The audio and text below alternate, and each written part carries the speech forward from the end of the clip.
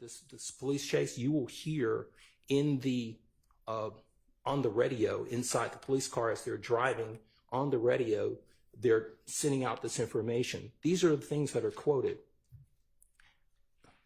He has a history of running, and he has all these warrants. That's in the video. Put some stop stakes in front of him. That's number one. Number two, he's armed and dangerous, known to carry a gun. That's number two. Number three, do you know where he lives at? And then they talk about his address. So these are all prejudicial items that are going to come into evidence if this court allows this particular intrinsic conduct, and that would prejudice Mr. Huey immensely here, because these are things that are going to go to his character, it's going to go to propensity, and it's going to suggest that there's some type of consciousness of guilt. Let me ask you this. Sure. Is it possible that if I determine that this is intrinsic, that video could be played without the audio? I imagine they could potentially play it without the audio, but there, again, there are a number of hurdles here that I would submit that do not meet the threshold of coming in based upon those three items that are required. Right. So it doesn't meet 1, 2, or 3. It's over a year after the October 1, 2020 alleged armed robbery of Gary Holloman. This police chase occurred on November 30th, 2021.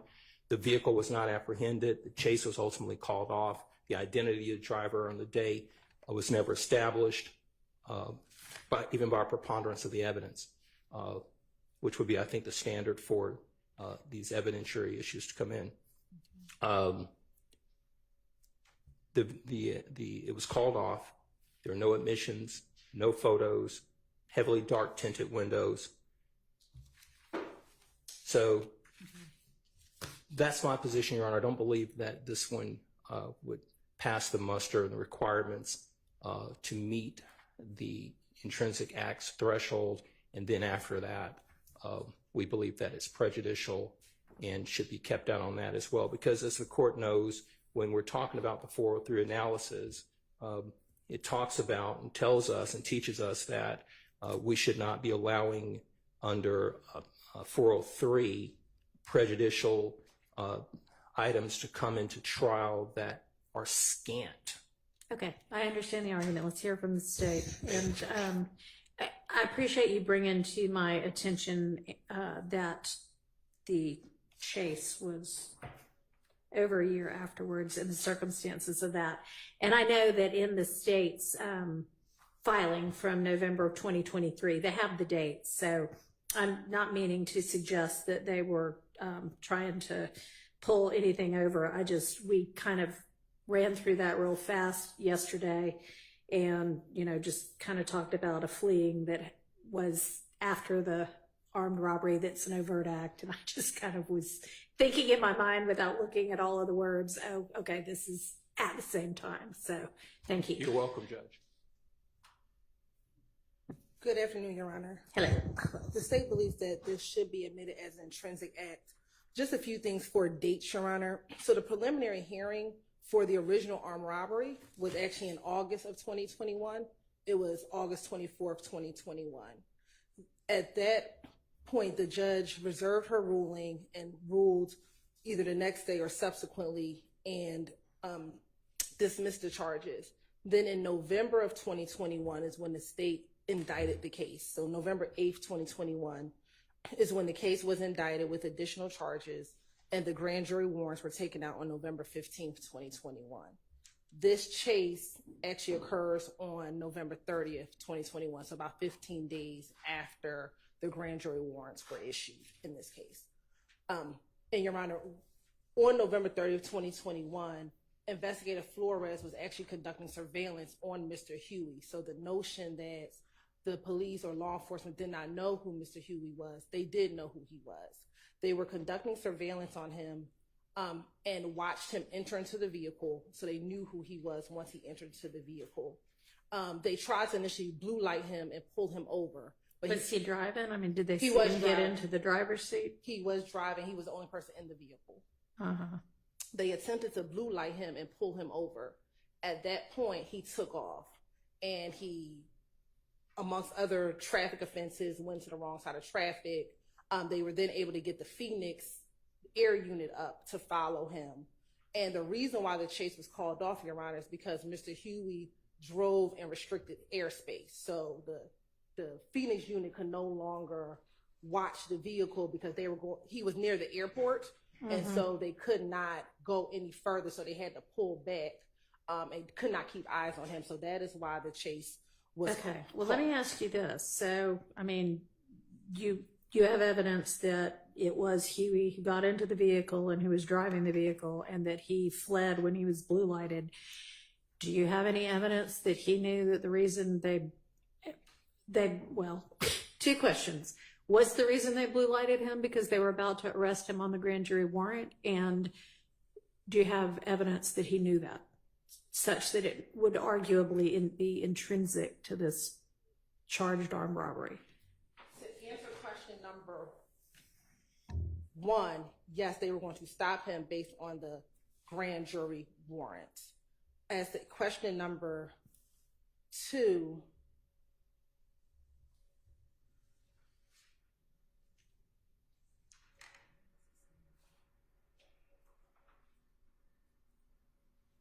it appears, and I'm looking at text messages from his phone, and I don't know, all I can do is quote what I have, and these are text messages from November 8th of 2021. He says, just wait till after Christmas and the New Year and turn yourself in, see what they talking about. All right, what? Okay, so, and the chase is November 30th, so this is several weeks before then.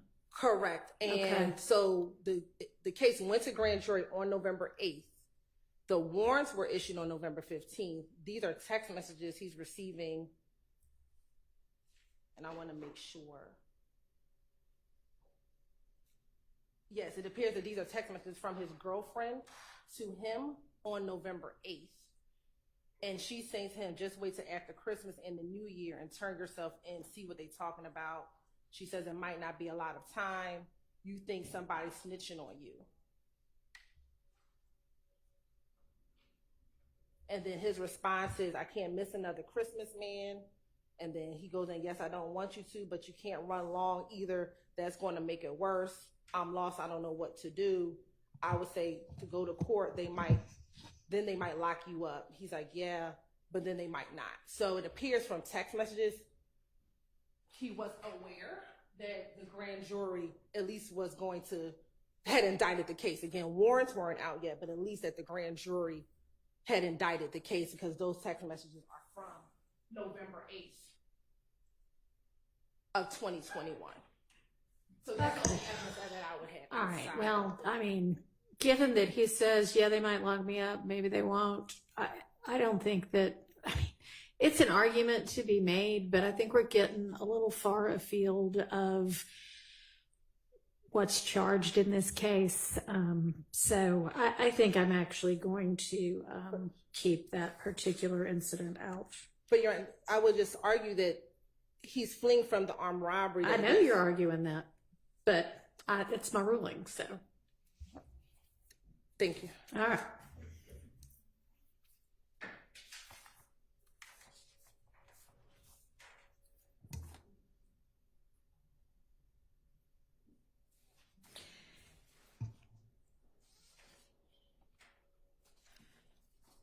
All right, and with regard to the two kind of post-indictment intrinsic acts, or arguably intrinsic acts, the stabbing in the jail and the exchange of the Percocet. I've watched the video now about the Percocet. I mean, I think that the state's rendition of what occurred is, pretty much on point. I can't hear what any deputy says, but, I don't think that there was anything particularly off about how they described what happened. I mean, I see what happens on the video. I've looked at some further case law, and I mean, how soon do y'all need to know what my ruling is on that? Because I'm kind of having the same thoughts about if we're talking about, you know, whether these actually meet in any of the 3 requirements for intrinsic evidence, and then on top of that, 403, I'm just not real certain that these need to come in. I haven't made my final ruling yet, but I don't think that either of these is something that the state can't try the case without, which is not the only test, but I don't think they meet that test. So just kind of FYI on that. I'm having some. May we offer some case law that the court? Sure. We'd offer to the court an 11th Circuit case decided June 20th, 2024, United States versus Harding, Harding. The site being 2024 U.S. app, Lexus 14995. Okay, and what does it say? Your Honor, Or if you've got a copy of it, that's fine too, or I can just plug it in here.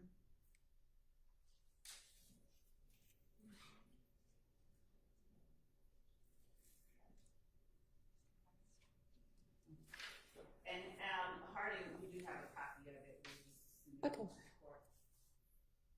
And it's just standing for the proposition generally that an act that occurs after the indictment can be included. Yeah.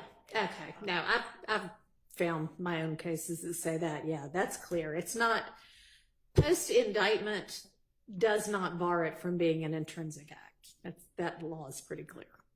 Right, Judge, and if I may, just very briefly, let me stand up. That's all right. I mean, I got it. It's just... I guess going back to the court's question in regards to how soon we need an answer from you in regards to that.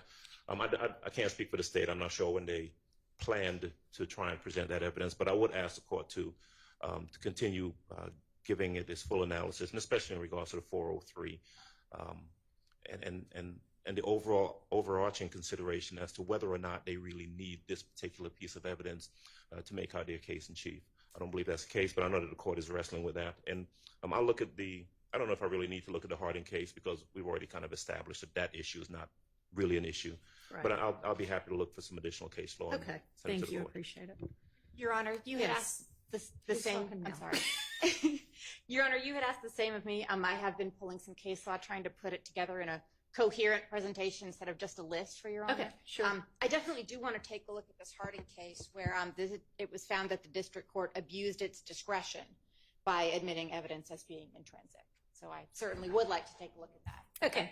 So Your Honor, in terms of other cases that talk about intrinsic evidence, we would just cite the court to Jennings versus the state, 318 Georgia, 579.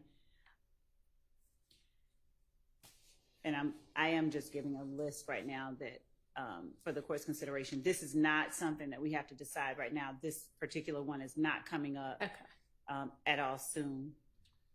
The next case is Anderson versus the state, which is 313 Georgia, 178. And what are these standing for? These are all regarding the intrinsic evidence and how it is that one is how one is to look at and determine whether evidence is intrinsic, broadly speaking. Okay. Yeah, actually, U.S. v. Harding, I'm pulling up what I put in my Lexis research folder this morning, and that's actually one of the cases that I was looking at this morning. Okay. And the last one is Hughes versus the state, 312 Georgia, 149. And we too will present to the court a more coherent sort of overall arching. All right. Appreciate it. Argument. Okay.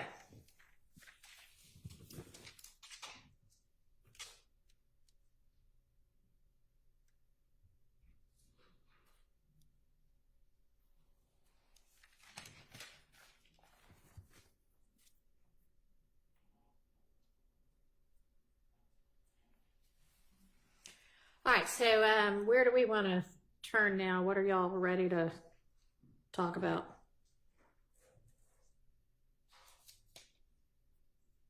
So, Judge, the court likes, we have reviewed we haven't discussed it with Mr. Williams' counsel, but we've reviewed and looked over the Brutin motion redactions. Okay. So I'll let counsel for defendant Williams speak to them, because this is Mr. Kendrick's statement that is already in. There are portions that he is arguing are inadmissible because of Brutin. Our position overall is that Brutin specifically requires that that a defendant be directly inculpated, and at these various points, I'll let them explain why they feel like someone is directly inculpated so that I can respond, but we've reviewed them, and whenever the courts. All right, so is it the state's position then that none of the identified portions of Mr. Kendrick's statement actually qualify under Brutin? No, there's one enumerated time area. Which one is that? And they have it enumerated as. And has anybody sent me that statement? I think I asked, but I'm not sure that I received it. Mr. Kendrick's statement? The Yeah, court didn't that's receive? the one at issue right now. Yes. And maybe you did. Obviously, We'll I'm make sure. getting lots of emails through Ms. Persifield from all of y'all, but I don't recall seeing it. I'll make sure. Maybe somebody could just send it now, since that's what we'll be discussing. All right, so which is the one that you don't have an issue with? It's the point at which the detectives ask Mr. Kendrick, who do you think did it? And Okay, so he's actually broken them down into little Roman numerals. So which Roman numeral are we talking about? I wrote at the bottom my own timestamp. It's at 10004. So that would be.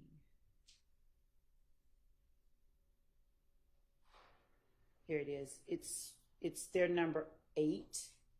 Well, they're number 9 really, but they're number 8 specifically. Detective Gaither mentions Mr. Stillwell, the one that is labeled that. Right. Okay. Well, it's labeled, I'm sorry, Mr. Kendrick mentions Mr. Okay. Stillwell telling detectives who they say All right, killed. that's 8. But, okay. And you agree that that should be excised? Partially, because what happens is that this is the part that we would ask, that we specifically would argue is not inculpating anyone. Okay. What Mr. Kendrick says is they say our crew. And he's, in saying our crew, he's acknowledging that there is a crew. He said, because we're the ones beefing. And then they specifically say, who within your crew? And at some point, Mr. Kendrick says, they say Shannon. That part, we would agree, comes out, but they didn't enumerate it exactly that way on this sheet of paper. So they say Shannon, we would agree, comes out. He then says, they also say Woody, and then they say Shannon and Woody. So the part where he's naming people that they say did it beyond our crew, or people that Mr. Kendrick identifies as his crew, or, you know, in acknowledging that there's a crew, we would argue that part, we would agree, concede that part definitely comes out. Okay, so you're saying that they say our crew isn't Brutin, but when it goes further to say, they say, whoever the they is, but they say Shannon, they say Woody, that part you agree? Yes, can be I would say redacted. that specifically Shannon comes Shannon. out. Yes. Okay. All right, and every other one we're going to need to look at. And yes, I believe we should look Okay. at the rest of them. And has anybody come up with any case law about kind of the interplay between Brutin and Arico? or gang kind of charge? Okay. Okay, that's fine, as long as you're getting me something. They're two separate, well, not entirely separate, but I think we can do this without knowing the answer to that. Can I ask a question? Uh-huh. If I heard correctly, if the state is not, over objection, by the way, intending to play the actual recording, then it's just question and answer. So I assume they're going to advise the witness, whomever the witness is, don't mention Mr. Williams, or if you're going to mention Mr. Williams, what are the specifics? Because otherwise we're just going through something that they may not ask the question.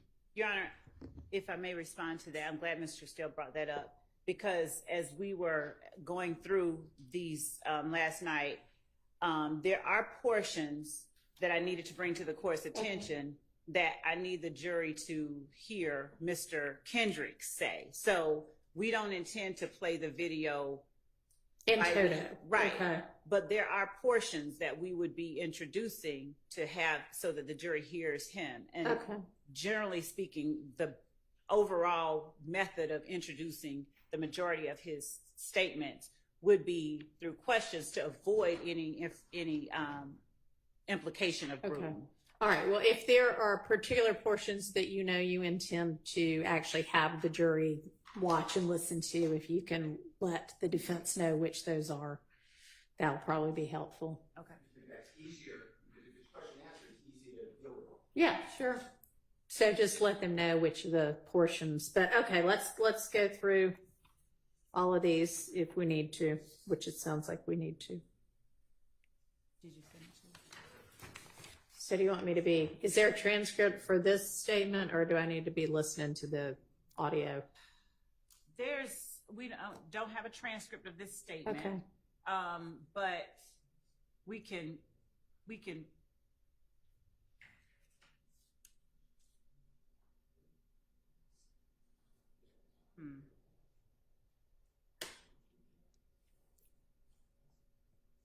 don't know how they want to do this.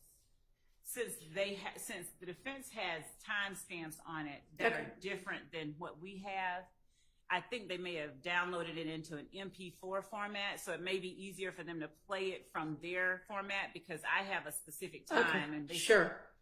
Mr. Steele, would you be able to play the video or the portions of the video that you want to litigate for us here so that I can know exactly what that says?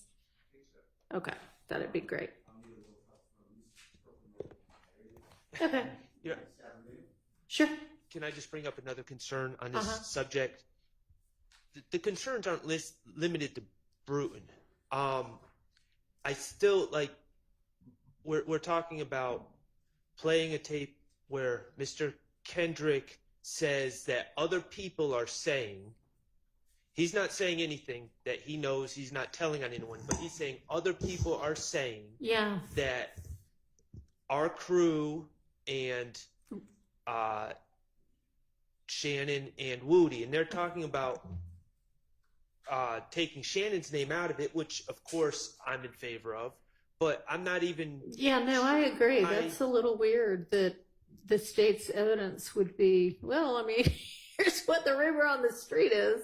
Right. So I bet Ms. Relevance is going to say we're not intending to elicit that. Exactly, Judge. The point is not, and we can tailor the questioning and the presentation of evidence to, not include. Okay, well, I mean, I suspect the reason they're asking that now is because when we just went over that example, you thought that the only, and you may have just been saying the only part that I believe is Brutin is this part where somebody is specifically mentioned, and that's fair.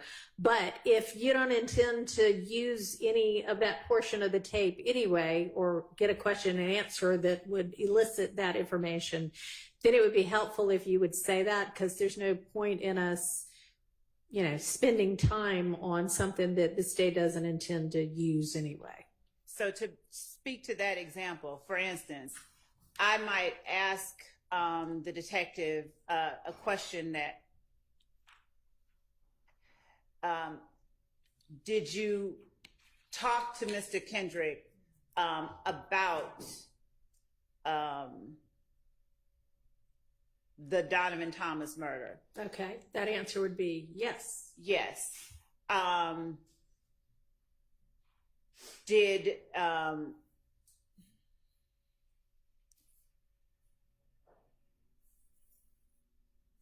generally speaking, you know,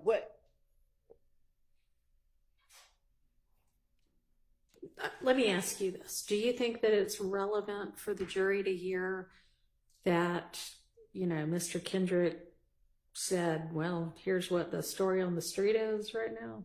No, that part I don't. I don't think that part about, you know, the people on the street think XYZ is relevant. The relevant part is his acknowledgement that Our crew was beefing with them. Okay. There was a us and a them that was in conflict. Okay. So then the only part of that then that you might elicit is that he acknowledged that at the time this all occurred, his crew was beefing with the other crew. Yes. Okay. Thank you for actually. All right. So when we're going through any of these other ones, if there's something similar, just kind of let us know that, okay?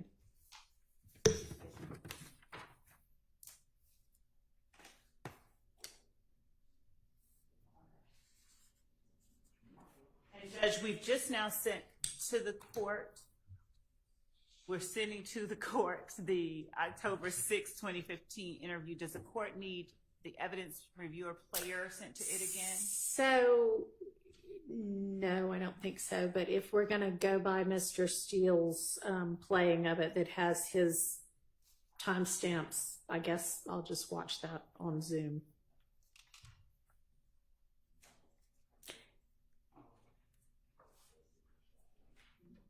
Are we close, Mr. Steele?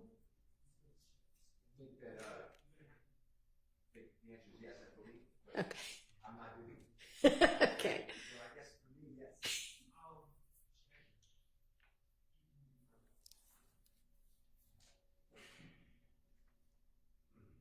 And I don't want to belabor unnecessary points. Mhm. We are looking at it, and I was looking at this for the purpose of Brutin. Right. Sure.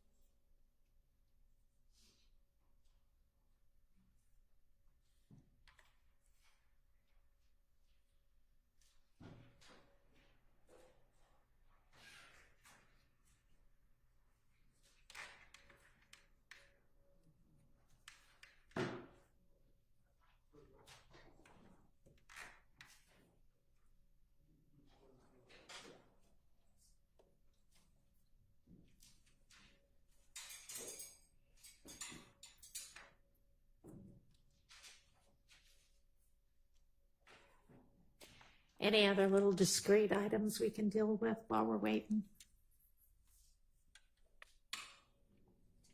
Nope.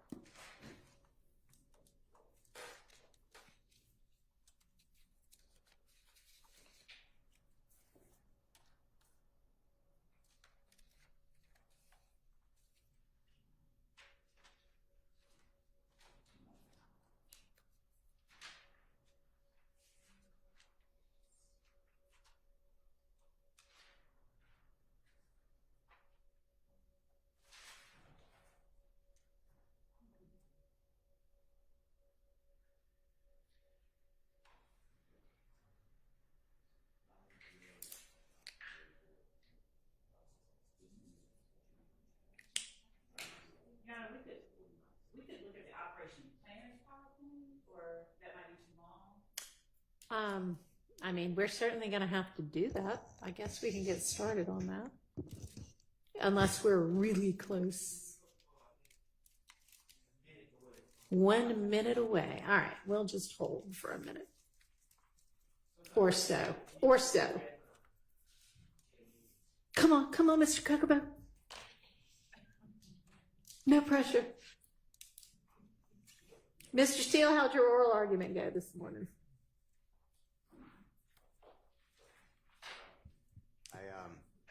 The argument was good, but no one remembers the argument, so we'll see what the opinion is. Okay.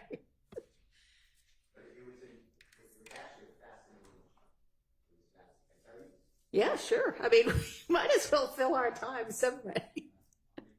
So it's in this courthouse. It says indictment on the cover. Second page has, typical indictment things, waive formal reading, etc. Third page has the grand jurors in Fulton County names. Then count 1 through count 6. Former district attorney Paul Howard does hereby charge the appellee with murder. Goes like that. So I didn't try the case. I did the appeal. The Honorable Judge Newkirk granted the motion for new trial, finding no jurisdiction because it was an accusation. So the Supreme Court was very lively. Interesting. It was an interesting case. And then it got so narrow. I was being asked, well, this is a novel issue. How would a lawyer know? You're saying it's deficient performance. How would a lawyer know? Yeah, I'm like, well, if I know, then anybody could know because I'm not that deep. So that's what I said. But it was fascinating. It was intellectually stimulating. Interesting. And thank you for letting me attend. Absolutely.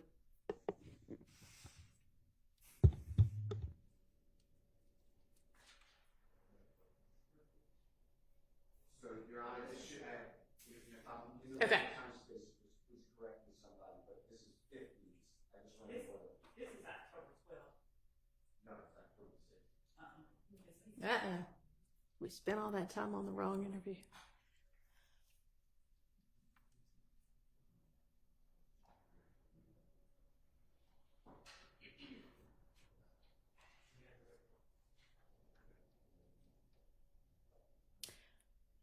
All right, well, maybe we can turn to the PowerPoint issue and at least start making our way through that are we ready now on the right one? Okay.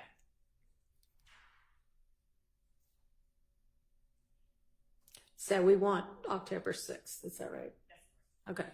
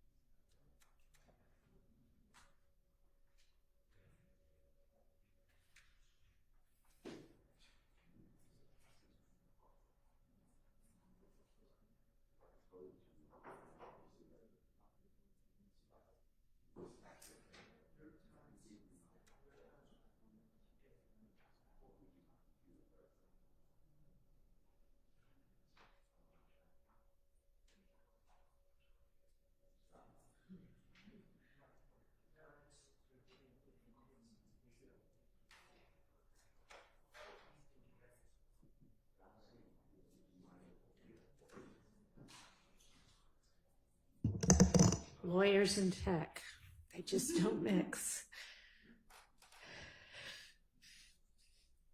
I hate to defend Mr. Kokomo here, but this is a lawyer issue, not a AV issue at this point. Okay.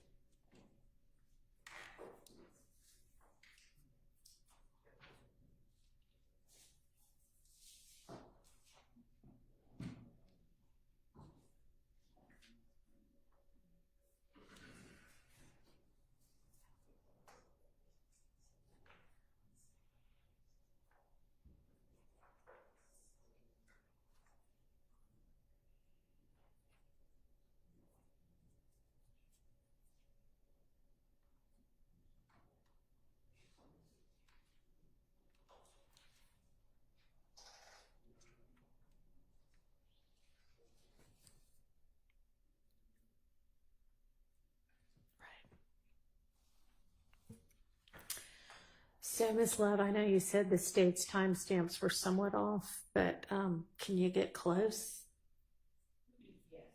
Maybe maybe we just go that way, since this seems to be taking longer than we had anticipated.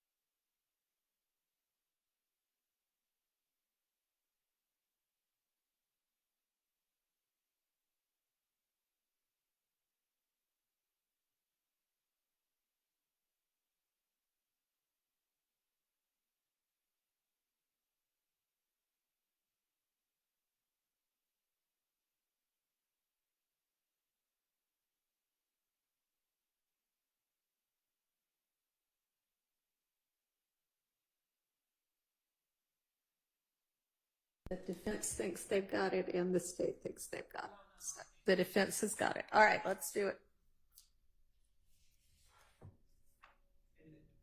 Yes. Just to avoid the inevitable confusion, the numbers, the times that we are giving is based on the MP4 that was made from the evidence reviewer. So, and we can figure out how to convert that. But the 50 minutes, for instance, is not going to be 50 minutes on evidence reviewer. Okay. Correct? All right. Well, thankfully, we've got the kind of general subject matter listed as well, so that ought to help us. Do you want this marked? I assume we have to have this marked somehow. We can put it on a thumb drive. What we're playing now? Yeah, but in case God forbid there's an appeal, do you want just to know what we were looking at since we were saying 50, and we could do that?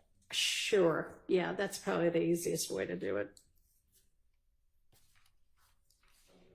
So I guess this is the hearing on Mr.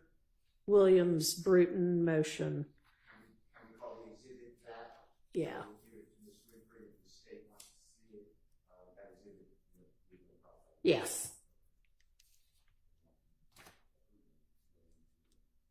So this will just be Defense Exhibit 1 to the Williams Brutin motion concerning Mr. Kendrick's statements. And we'll have that thumb drive today. Thank you. No, thank you.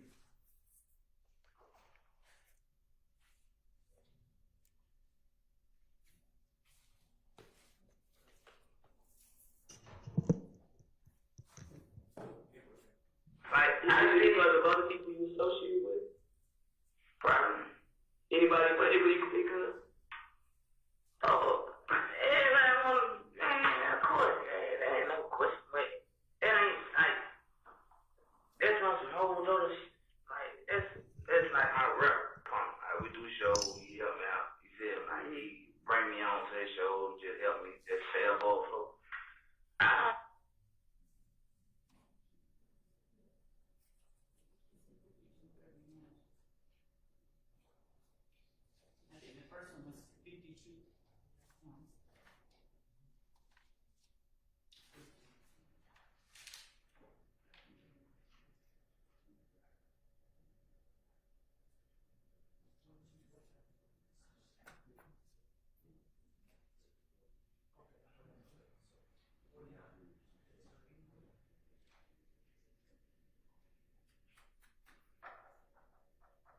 Your Honor, we're going to start at 49 minutes. Okay. And it should be Detective Gaither saying,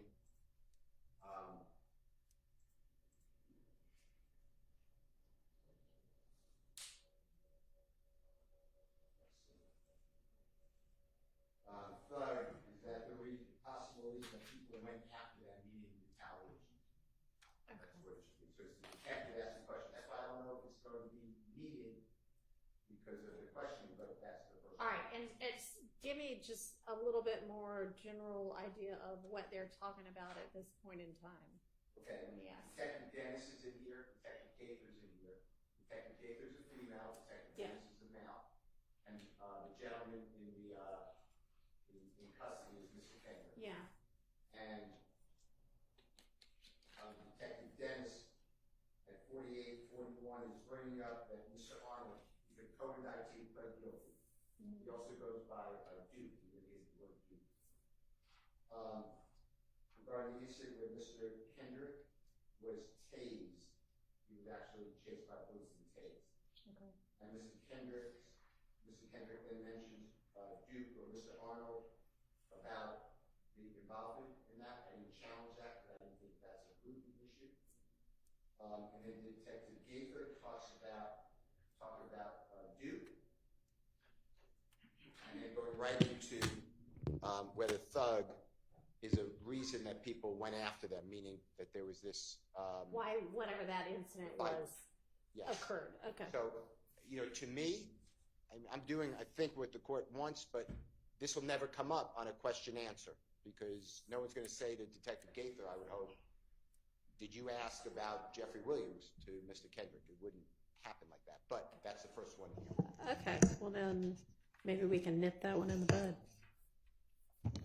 So there's, if Mr. Steele would not mind just letting that part play from 49 so that we could. Throw them on the bus, but them is 40 years. When I got tased on Bankhead, it was here. When I got on Collin Boulevard, man, I was leaving my little boy from going, so I had that. He was in the car. You're like, man, y'all see all this shit going on. You got, it was to me, I try to keep one then with that one. Because it's like, this shit go down anytime. Like, man, he on some hanging, jealousy. So why they coming at, I ain't talking about Duke, I ain't talking about mother folks you roll, why they coming at you? They thinking like, I'm bad at it. I think I'm bad. Because I used to carry myself. Like, I see because of other people you associate with. Probably. Anybody you can think of? Oh, of course, that ain't no question, but that ain't, like, that's on some whole other shit. Like, that's like my rep pump. Like, we do shows, he help me out. He said, like, he bring me on to his shows, just help me, just fail ball flow. I don't know why, Coin, would you feel like I took your part, your spot? A lot of people feel like Bloody J, a lot of people feel like I took their spot, you know what I'm saying? But it's not, I don't get around on them, try to take on them. I'm a grown man, I got whatever I got going on, we was just spot. Yeah, he was grown, bro, got spot. Grown man, who the hell on these man? But then when somebody had to tell me, like, bro, you know these folks, right? Feel like you take their spot. Right. I had to think about it, look at it from other people's perspective. Okay, that may be what it is. Yeah, but everybody. Okay. So, Your Honor, there's no part that I hear Mr. Williams' name mentioned in there. I didn't hear Thug or Mr. Williams' name mentioned, so I don't. Okay, well, let's just ask it this way. Do you have any intention of who's this coming in through? There would be either Detective Thorpe, probably Detective Thorpe later on. Is he even in this interview? He's right there in front of you. To the left. Oh, okay. I thought you had said Dennis and Gaither. Dennis and Gaither are sitting in front of Mr. Kendrick. And Detective Thorpe is to his also right. in there. He Okay, is. all right. There are three. So, I mean, you're not going to ask Detective Thorpe if Gaither asked if Williams was a reason why. No. Okay, so absolutely that not. would be one then. This example would be one where you could say, we don't intend to ask that anyway. Okay, so we do not intend to elicit or ask whether Defendant Williams was. All right, well, let's Whatever. circumvent spending the 5 minutes listening to it if you know you're not going to use it anyway, okay? That would be super helpful. Okay, next. But so when, again, this is one of those them, us, we, them situations. It is simply not one of those situations where we would be saying, you know, are they coming after y'all because of Thug? Are they coming after you because of we wouldn't be eliciting anything about another defendant. But if Mr. Kendrick is talking about a us and a them, like he is in this circumstance, they want to take my spot, things like that, then we would be putting that in. The reason I was saying we're looking at it in terms of Brutin is because if he's not talking about a defendant and he's not saying that person's name and inculpating him, then it's something that we will likely use. If there's a point at which I know that I'm just not going to even touch it, I'll do as the court has instructed, though. If, you know, and say, no, I wasn't even going to ask that anyway. It doesn't do us any good. Okay, so then what I hear you saying is that while you're not going to elicit that somebody asked if Mr. Williams or Thug might be a reason people are after them, you would maybe ask about some part of Mr. Kendrick's answer there, which said something about they, whoever they is, wanting to take my spot. Yes. Okay. And that we contend is not Brutin. That would not be Brutin. Okay. Next. 5239, and it should be Detective Dennis speaking. And he talks about Mr. Shannon Stillwell. He calls him Shannon. Okay. And then you know you wouldn't be able to mention Mr. Stillwell. Is there some part of this little bit? Go ahead. I'm sorry. Go ahead. So he does not say that Mr. Stillwell bought the gun. He does not say anything that directly inculpates Mr. Stillwell. And my understanding is that Brutin does not prohibit the mentioning of. All right, let me just hear it. I see this is the way it's going to go. Playing from 5214.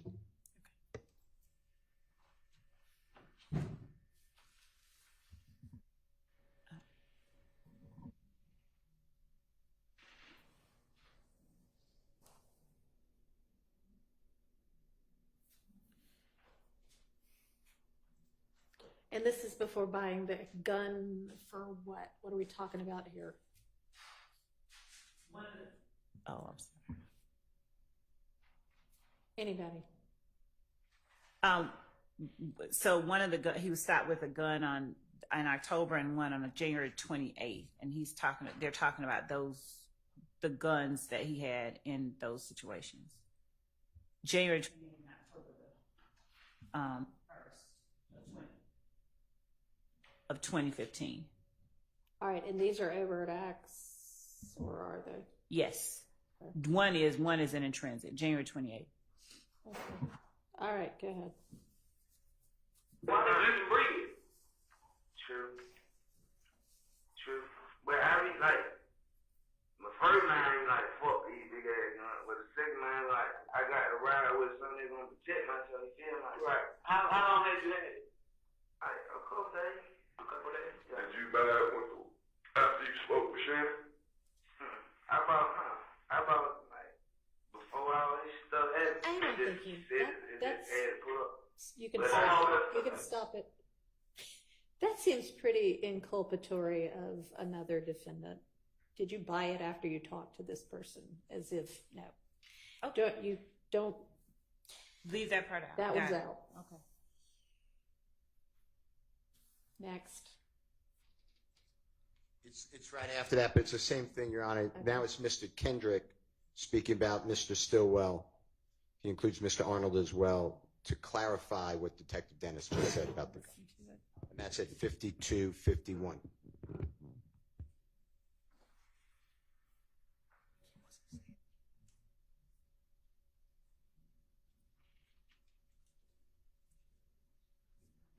Just to go back just a bit, he wasn't saying that Shannon told him to buy the gun. He was orienting Mr. Kendrick as to a conversation with Shannon. It wasn't saying that Shannon tell you to buy the gun.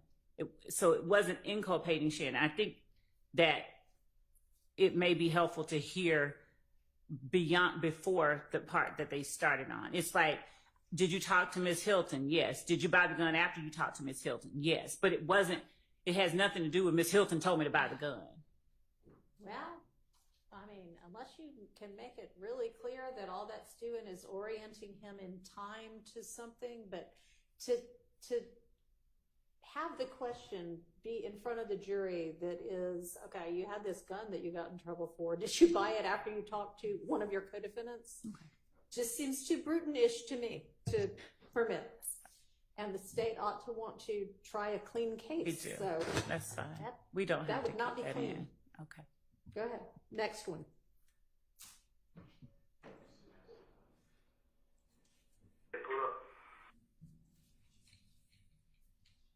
This is 5250.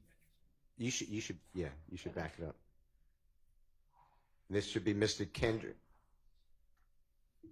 Mr. Kendrick bringing up Mr. Stillwell and Mr. Arnold about clarifying the answer that you were just discussing, although I think that's out, actually. So it's really 54 minutes we can go to, and that should be Mr. Kendrick. And he mentions Mr. Copeland, Duke, or Mr. Arnold, and Rich Homie-Kwan, Mr. Lamar, and Mr. Stillwell. And he doesn't want to be associated with them. So we ask that Mr. Stillwell's name be redacted. All right, well, I'll listen to it. Give me enough so that I can hear the context of why he said it.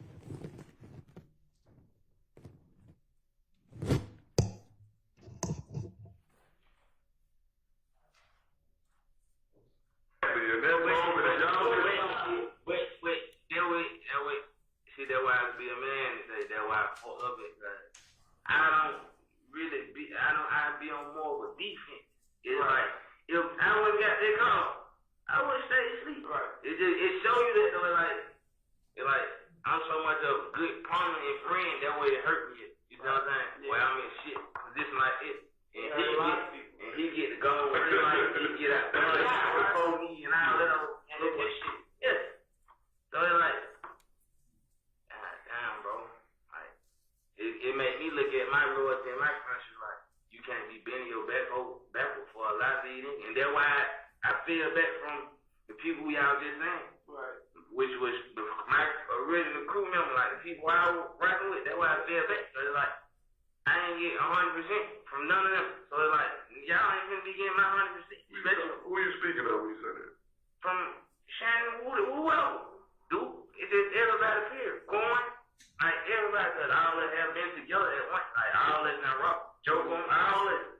So it's like, once I figured out, and it was like, I don't want no part of it. You feel like? So it's like, what are you gonna?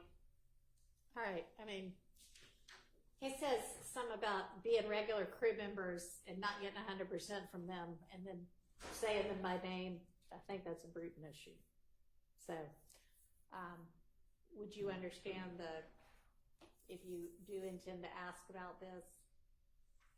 Not having to mention Shannon's name. Correct. Okay. All right. The next one, Your Honor, should be around 5810, and of course, they'll announce the time to orient. But this is now Detective Dennis's voice, who's mentioned Mr. Stillwell swung first outside a club Crucial. That's the fight that you've been hearing about on the 6th day of January 2015. Well, I might not even need to hear that one. Your Honor, just before we go to that one, I just want to make clear, Mr. Stillwell's name is the only one that is on trial that Mr. Kendrick mentions at the last little clip. Mr. Copeland, Mr. Arnold, Mr. Lamar, they have those names listed in their motion. I'm sure they don't intend that. That is a Brutin violation. They're not on trial. So we would believe that it's okay to mention those names. But does the defense want to be heard at all on that, or what your position is on that? I'm still researching, Your Honor, like a, How did y'all redact this indictment? In we've what been way? asking for that to You be say redacted. redacted. It's been denied. Well, what got read to the jury at the beginning? Everything except, I think, Overt Act 26 maybe was redacted, maybe 2 overt acts, but I have to check my notes on which ones. Otherwise, the entirety of the indictment was read to the jury. Including the names of all of the co-defendants that are not on trial? Yes, every one of them. Your Honor, at the time, they were on trial. So severance happened during the course. So when we first had the indictment read, it was more than just the 6 that are Was present it all, in the court. whatever, 19 of them? With the exception of maybe Yeah. the ones that hadn't yet been apprehended. Yeah, so everyone was here except for, And everybody at that point in time was on trial together? yeah. Okay. I mean, it's been a long time. Except for the ones that pled and a few that were not apprehended, yes. The ones that had not had attorney. Huh. And some that had not been apprehended. So, So- there were, I think, 6 that weren't. So Mr. Kitchens is indicted. He pled guilty around Thanksgiving of 2023. The jury first came upon us January 4th, 2023. So I made a mistake. Mr. Kitchens pled guilty under Alford in November of 2022. Mr. Arnold did the same. Mr. Sumlin did the same. Mr. Stevens did the same. Mr. Murphy did the same. Mr. Sledge did the same. Thank you. And I should look at the indictment for more. Mr. Garlington never had a lawyer, so he was already removed. Mr. Wani Lee pled guilty around the same Who time. was that last one? Mr. Wani Lee, L-E-E, Oh, okay. and Wani is W-U-N-N-I-E. Yeah. So, the state, I'm sure it was a miscalculation, but these people were all included in everything in the indictment, but were not on trial before the veneer panel was first put upon us. And if I left somebody out, Mr. Eppinger was with us for jury selection. Then he got, something happened and he got removed after that. So he was in a different category. Mr. Blaylock pled guilty after the veneer panel. Mr. Blaylock has not pled guilty. Mr. Blaylock was severed as well. So I believe I said everyone who had not pled and not been arrested was present. So there were individuals who were severed subsequently. So Mr. Blaylock was severed after the jury was impaneled. That's true. Mr. Dorsey was severed. Ms. Eppinger was severed. Mr. Mender was severed after the jury was impaneled. Right. So the people I mentioned pled before the veneer panel was read the indictment. And I'll look at the indictment. There may be a couple more, but that's my memory.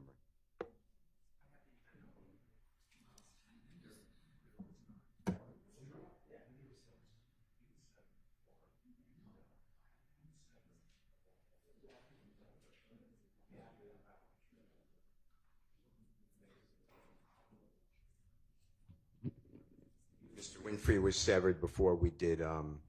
He was apprehended, I think, afterwards. So name was read to the jury, but he was never with us. So if they had not pled and they had been arrested, they were all on trial. And so obviously those names were read. Were the names of the people who hadn't been arrested and hadn't pled been read? Were they read? So everybody's name was read. Okay.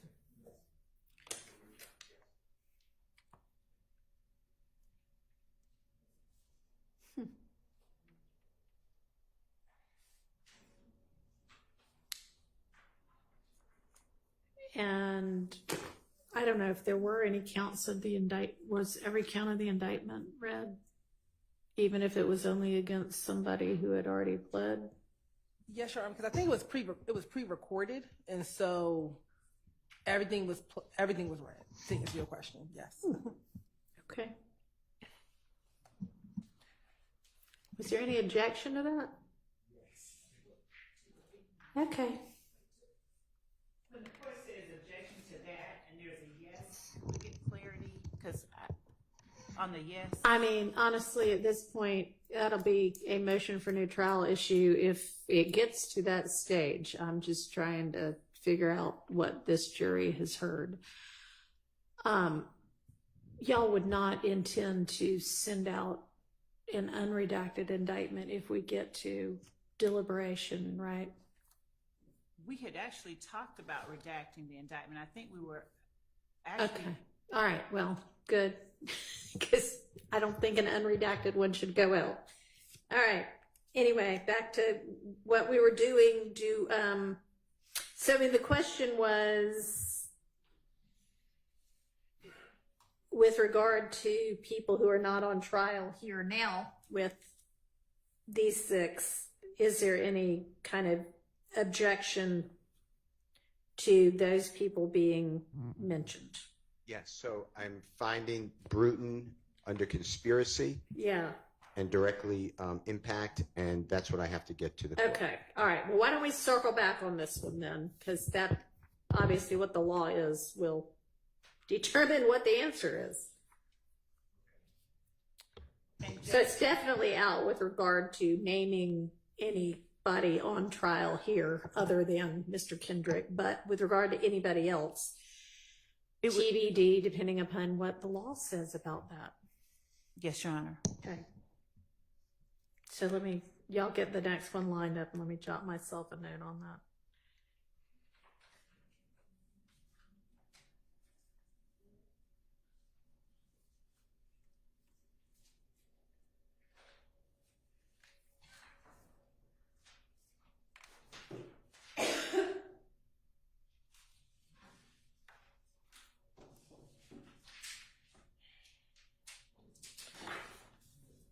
Okay, I'm ready for the next one.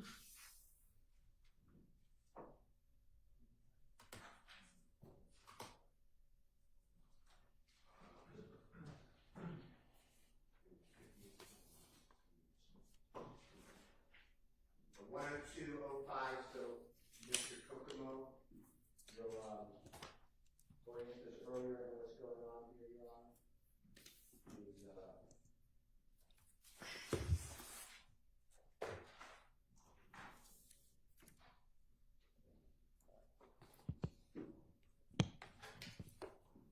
Detective Gaither is asking, this is at 10055. So then after Woody got jumped, you know who Woody is? Who shot up the studio TIG? Mr. Kendrick states, I don't know. Mr. Gaither said, I heard your crew shot up TIG after Woody got jumped on. There's a discussion of where is TIG. Then Detective Gaither says Metropolitan, like over there by Thug Studio. Mr. Kendrick asks, where's Thug Studio at? And then they talk about that location. They talk about YF and Lucy. And then at 103, Detective Dennis say, you still on Bloody J when he got locked up, and it goes on to that event. And So is this just because Mr. Williams' studio is mentioned to orient people to where things are? Well, at 102, it's just about the studio, but I was targeting the RICO conspiracy. So I was targeting the, this is where,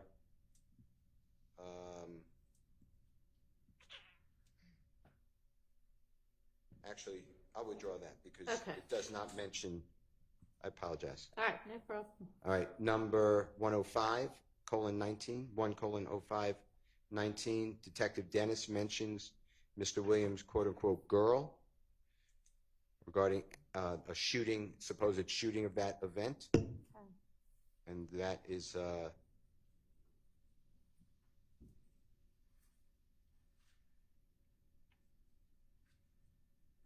it's 104:32. Detective Dennis states, didn't you catch them down bad? That's a reference to Mr. Kendrick's music. They laugh. It's a verse in a song. And then Detective Dennis says, so who shot up Thug's Girls event? Or did you hear about that? And Mr. Kendrick says, I don't know. That's my first time hearing about it, so I wanted that excluded. What's the response? Doesn't, number one, evidence of that has already come in through Dennis, but number two, that in no way inculpates Mr. Williams in anything because it references His him as girl being a victim. right. Okay, yeah, I mean, I don't think that's a Brutin issue. So my issue with that then would fall back on a different issue then. What's the point? The answer is I don't know anything about it, so we're now Right. just using So the now question. we have a relevance objection.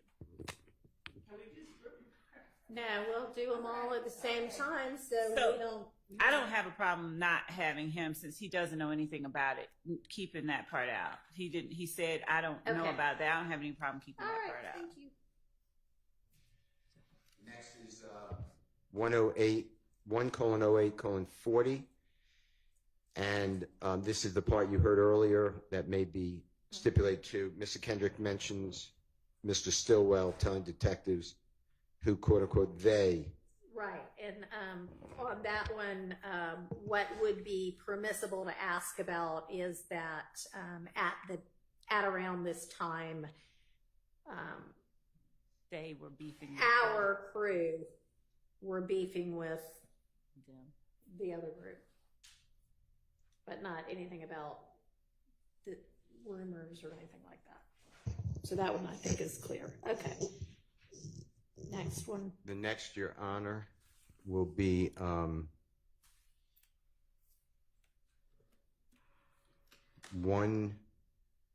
it's really the same flow, but it's 108:51, so it's only 11 seconds later. And Mr. Kendrick, mentions Mr. Copeland sharing that he was tied up with Mr. Stillwell and specifically, and then Mr. Kendrick identifies a photograph 8 seconds later of Mr. Stillwell. Then Detective Thorpe mentions Mr. Stillwell and clarifies that the word is that Mr. Stillwell and Mr. Copeland killed Mr. Thomas. And Mr. Kendrick speaks to that. We don't have any intent to bring that out. Any of that? Right. Okay. Okay. The next is 1:11:30. And it's Detective Gaither mentioning that Mr. Stillwell is the person that everyone, whoever everyone is, brings up related to the murder of Mr. Thomas.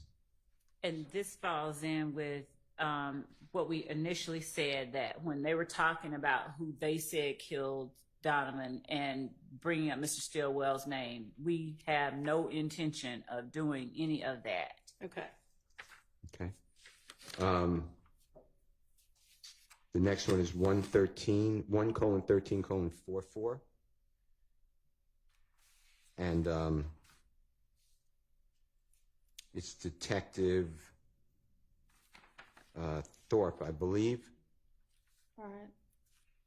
And he says, people talk to you in the city, all put you four involved in the murder of some kind. Mr. Kendrick denies it, says they are lying. Detective Gaither says, you think anybody going to tell the same story? Mr. Kendrick asked, what did they tell? Detective Gaither said, I heard you was in the car. Mr. Kendrick said, what car? Detective Gaither said, the Infinity rental from Thug. And then Mr. Kendrick said, no, I wasn't. Check whatever, my phone, whatever you want to check. And then Detective Gaither says, we did. It was said a whole lot. And then they go off on that. So I was objecting to Mr. Williams or Thug being mentioned. Your Honor, that whole, all of that colloquy is part and parcel of them talking about who people said killed Donovan Thomas. Anytime we're talking about any of these defendants being rumored to have killed Donovan Thomas, the state has no plans to get near that part. Now, Mr. Kendrick denying that he was in a rental by Mr. Williams, we would proffer that type of information because it would not inculpate Mr. Williams. Yeah, I agree with that. I mean, I think it's already in evidence that Mr. Williams rented an Infinity, right? Yes. And up for dispute whether that was involved or not. Right. But saying, the Infinity that he rented doesn't inculpate him directly. So that I would be okay with. I mean, I don't think there's a Brutin violation if you ask or get an answer that talks about the Infinity that Mr. Williams rented or that Thug rented. Okay. The next, and I'm skipping based upon what the state just said about that whole colloquy. Okay. So it would go to 1:18:31, and that's after 1:17:35. Mr. Kendrick reaffirms he has nothing to do with the murder of Mr. Thomas, and then at 1:18:25, Detective Gaither asks about NARD, N-A-R-D, and DUWOP, D-U-W-O-P, where they are now. And Mr. Kendrick explains he's almost questionably locked up. And then the target event, Your Honor, is Detective Gaither asked from January 10th until today, how many times do you think Shannon been locked up? We'd like that redacted. My apologies for leaving that out. I would not put that in. Okay. Okay. The next one. The part about Mr. Stillwell being locked up. The other part, yeah. Yeah. The next one is 1:21:25, Your Honor. And at that point, Mr. Kendrick had shared with the detectives that he went to Miami after January 10th. Detective Dennis asked who all went. The answer by Mr. Kendrick is everybody. Detective Gaither said, who is everybody? And then Mr. Kendrick starts naming little d, everybody, and then Detective Dennis points to the photograph of Shannon Stillwell. Mr. Kendrick says yes. He says yeah, actually, Y-E-A-H. Okay. So that's the part that we were taking out, the picture and the pointing. Well, this is just him saying, here's who all went to Miami. Yes. Immediately after doesn't the inculpate anybody directly in anything. It might be argued to be a part of the evidence, but that wouldn't be a Brutin violation. Okay. We're just raising objections then, if that's okay. When I say okay, I'm not waiving anything. I understand. Okay, I said okay, but thank you. Yeah. All right, the next one is going to be included. Did Thug went? Was a question by Detective Gaither. The answer is yes or yeah, so I assume it's the same ruling. Yeah. The next one, Your Honor, would be and I assume it's covered by your ruling. Detective Gaither asked Mr. Kendrick how long did Mr. Williams stay in Miami, so I'm assuming it's the same ruling. So I'm moving on from that one. Okay. So the one about before that 1.23.06 about Mr. Stillwell getting calls. Yes, I should have included. I skipped that one accidentally. And what'd you say, Ms. Love?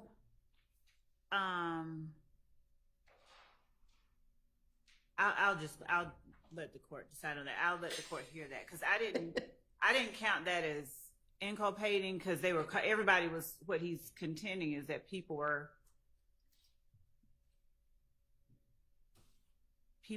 calling, but I'll have to hear that part again. Okay, let's just hear that part because I'm not sure what it says. And start at about 1:22:40 if you can, Mr. Kokomo.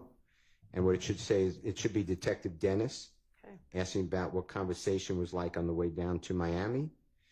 Detective Dennis specifically, I believe, said, Your Honor, the ride down had to be some type of, just like you just said, like when Duke got jumped on, people started hitting your line, so you all started to get worried. And Mr. Kendrick said, it wasn't on my conscience.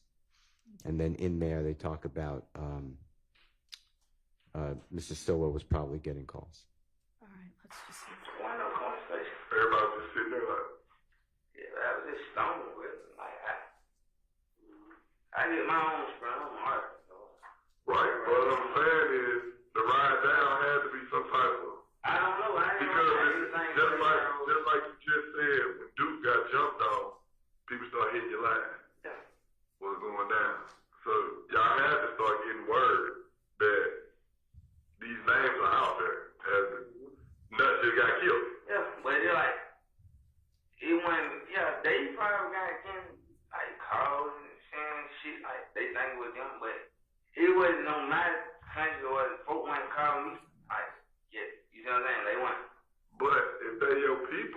almost like you guilty by association to an extent where if this happens, It's coming out.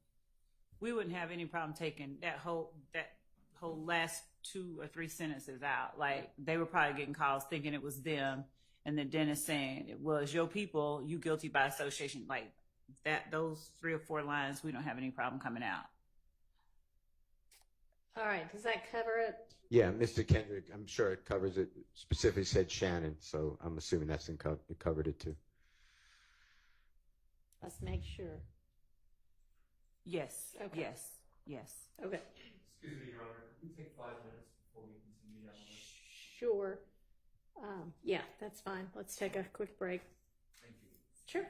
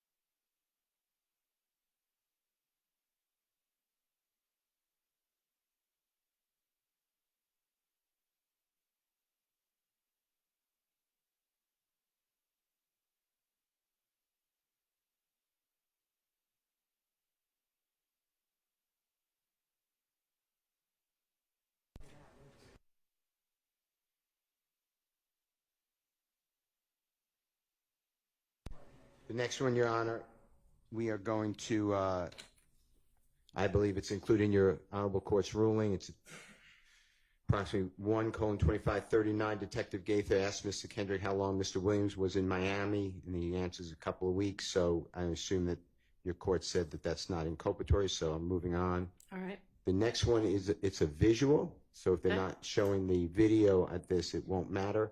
All right. But Detective Dennis points to the photograph of Mr. Stillwell and says he's all about that action, and they're talking about shooting people. They're talking about violence. So you may have to hear that, but and see it, but that's, we would object to that. You're not going to use that. All right. States agrees. Well, they don't agree it's Brutin, but they're not going to be using it. Okay. The next one is Detective Thorpe. It's at 1:33:55. Mentions Mr. Williams and how Detective Thorpe heard that people went to Mr. Williams' home after the killing of Donovan Thomas. You may have ruled because of the way you treated the rental car that that's not Brutin, but that's what I've flagged. All right. Do you think I need to hear it, or is it pretty much? That's pretty much it. Okay. Yep. That would not be Brutin. The next one is at approximately 1:43:20. And I'm not so sure this is covered by Brutin, but Detective Gaither asked Mr. Stillwell if he drives a Volkswagen, but I flagged it. But if that's not directly inculpatory, I understand that. But that's what is said. Okay. And this is just, does Mr. Stillwell or his nickname drive a Volkswagen? Yeah. Yes. The next one is 1:47:18. Detective Gaither asks what was in its, I say Mr. Williams, but Thug's demeanor when he pulled up to the McDonald's, and Mr. Kendrick says he cannot speak on that, so I assume that that's not under this court's, Honorable Court's ruling. Anything we deal with Brutin, so I'm moving on. Okay. And if I'm waiving something, No, you say no. You are correct Okay. in your assumption. And then the next one is 1:48:07. Detective Gaither asks, so that night, meaning the killing, you didn't meet up with Mr. Williams, and then asks the same for Mr. Stillwell based upon your Honorable Court's ruling. I believe that then we're going to skip, and if I'm wrong, please tell me I'm wrong, but Does, what's the state's intention with regard to anything you might ask about that? Given his alibi, we would, well, I don't know what we would probably be Asking that? Okay. Well, yeah. I mean, I think that would be okay. and then the next one is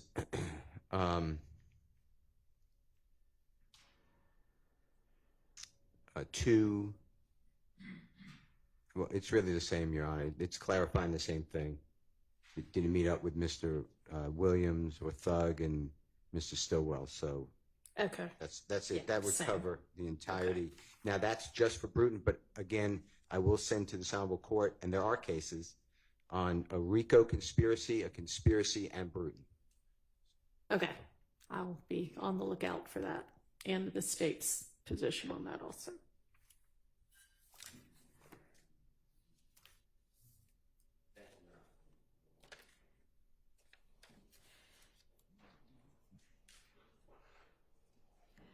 All right, so we can circle back to going through the evidence that's going to come in with the next few witnesses, including Mr. Sprinkle. If y'all are ready on that, we can move on to the wiretap evidence that the state intends to use. We can. the PowerPoint maybe is. I mean, we can do the PowerPoint. Would the wiretap evidence come before the PowerPoint? No, it was Okay, after the PowerPoint. All right, yeah, we can look at that. So everybody should have the kind of revised PowerPoint, I guess, that the state provided over the weekend, I think. We display it on your Honorable Court, allow it to display it on the screen so we can easily run through it. Yeah. And Your Honor, if I may just turn my back, you will give a thumb drive to Ms. Winfrey. Yes. And so what the state sent over at this point would be, y'all have taken out everything that you don't intend to use. So the hope is for y'all that all of what you've provided is usable, and we'll sort that out. All right. Yeah, so if somebody wouldn't mind, I guess, just giving us kind of a slide by slide.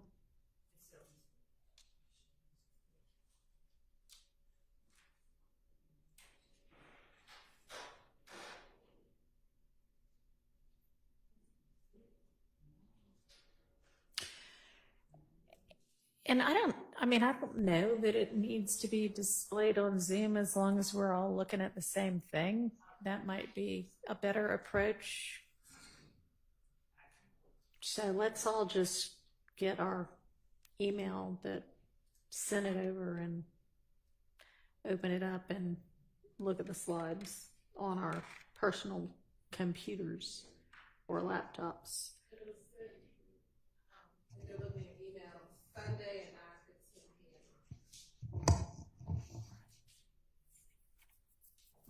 p.m. It was sent Sunday at 9:15. All right. And was it a Dropbox link or was it an attachment? Right. It was an attachment with a PDF. Okay, right.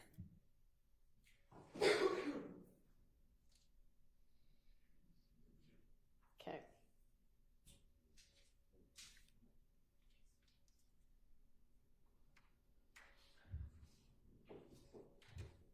All right, is everybody ready? Everybody got it up?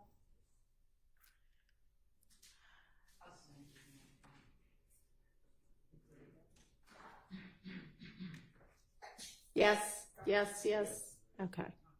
All right. Slide 1, I don't see how the state could possibly need that slide. No, that's not. No, I mean, it's not just a beginning, no. Okay. Slide 1's out. Slide 2. This is just sort of. These are identifiers that APD has. Identifiers that APD has identified, and All right. Hadn't there already been testimony about that?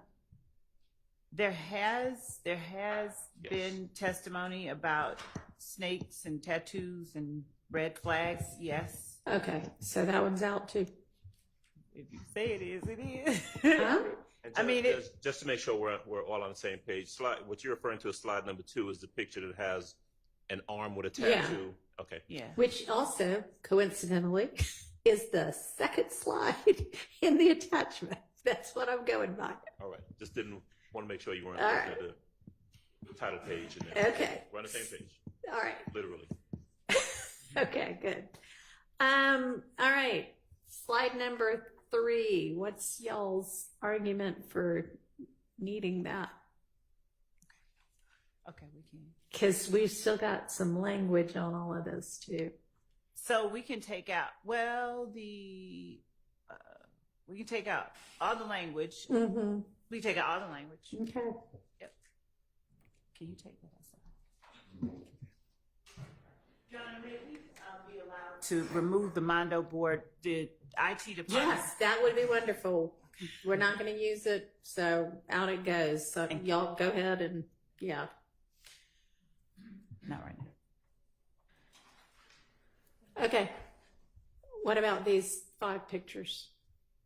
So the pictures, Judge, are just as he's talking, he would. All right. So who are I see we've got Defendant Williams, Mr. Williams, Rich Homie Kwan. Bermia. Are there pictures already in evidence of Yes. those 3 people? Yes. Then use the pictures already in evidence. How about the bottom 2? Who are they? Donovan Thomas is on the far right side. Is there a picture of him already in evidence? Yes. There is a picture of him in evidence. All right, use that. What's the middle 5th one? And this is Defendant Williams.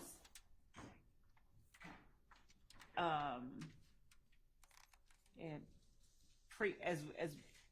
Sarah, the gang the dispute, the war, the Okay. I mean, is there a picture similar to that if he needs to identify people or a group of people he could use? Yes. Numerous. Hold on one second, Your Honor.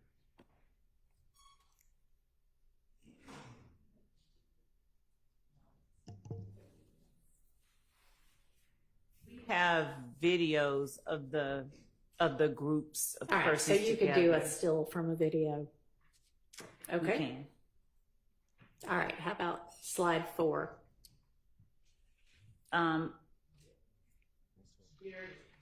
This is just, Your Honor, and our position regarding the displaying of these pictures is that they're demonstrative as he's talking about them. Of course, they've seen Mr. Copeland for what feels like ever. So they sort of know who he is.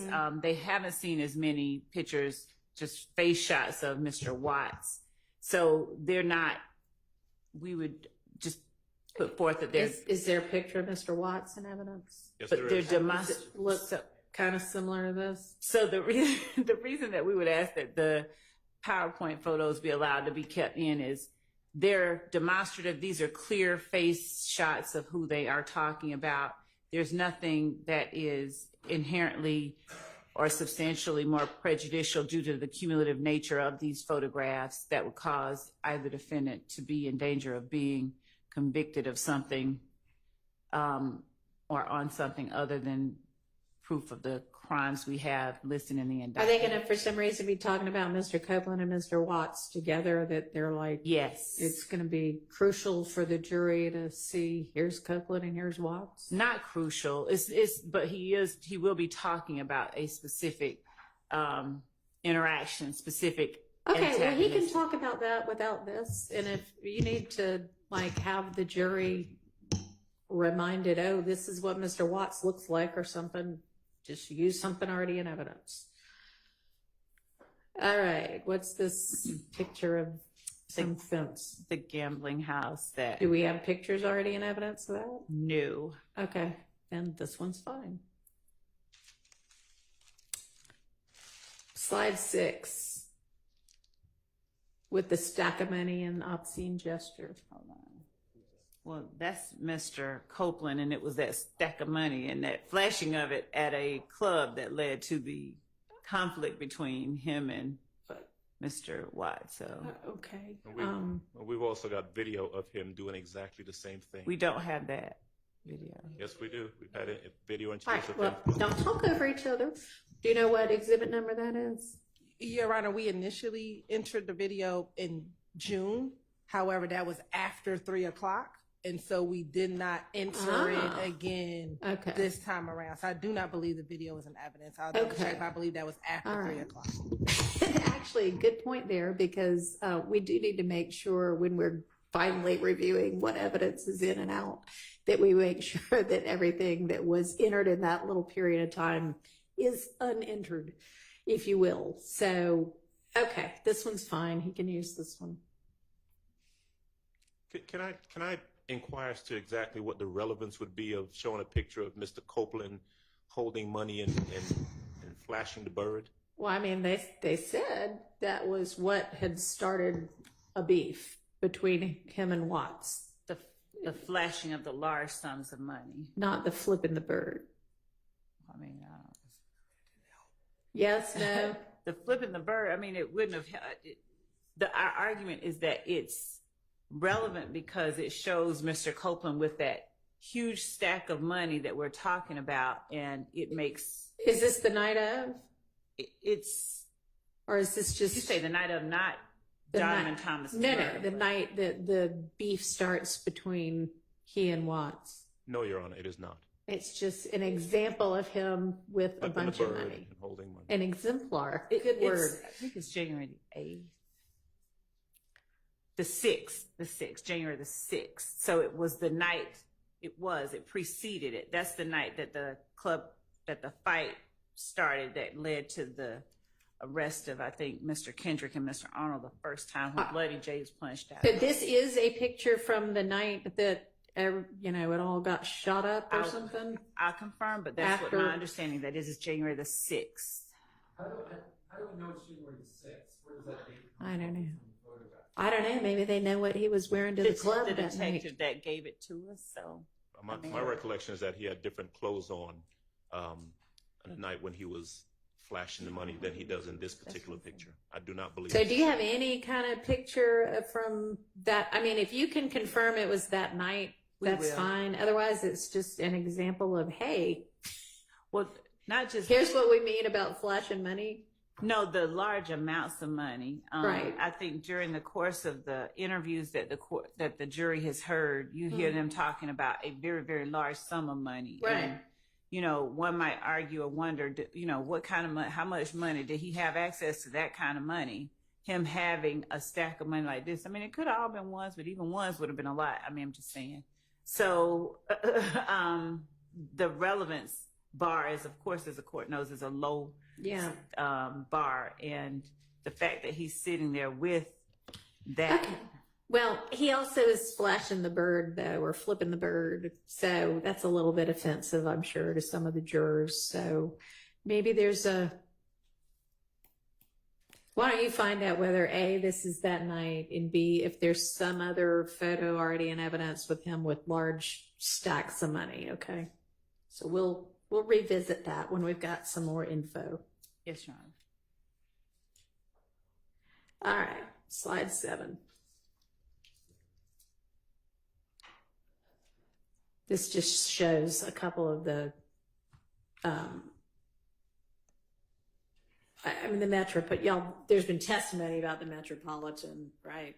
TIG studios that Right. Mr. Copeland is alleged to have shot up, or believed to have shot up. We've had a number of crime scene photos entered of the Metropolitan, so there are a number of photos of that in already. So it doesn't. There's nothing. If Detective Dennis is talking about this, putting it up doesn't take extra time. It just orients the jury as to what he's talking about. So it's a demonstrative aid that orients the jury, that is helpful to the jury, that is substantially similar to what that is exactly what he's talking about. So there's nothing that should preclude him from showing it to the jury. TIG is who's? Think It's a Game, Right, is the company that Rich Homie Quan was under. That Think It's a Game Studios is inside that building right there. This one's fine. All right. Moving on to slide 8. So this is several pictures of Mr. Thomas. We definitely do not need the Club Crucial Will Always Remember You part of that. Okay. And,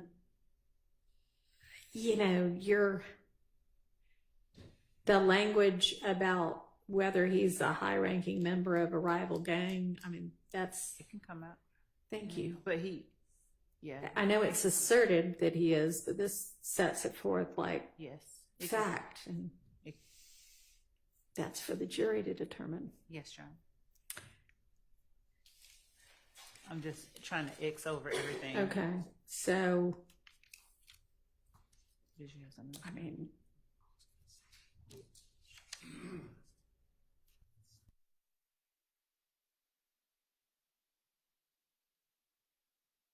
those 3 pictures basically of Mr. Thomas and Mr. Thomas and some of his Brothers, family. Well, whomever. I would object to the pictures of Agreed. the pictures period. I mean, I don't know what the relevance is, and what a jury would need, or how this would aid the jury in understanding any testimony from Detective Dennis to show pictures of him and various individuals just standing around. So, do you want to elucidate us on that? Yes, we can take. Okay. So they won't use that one. All right, slide 9.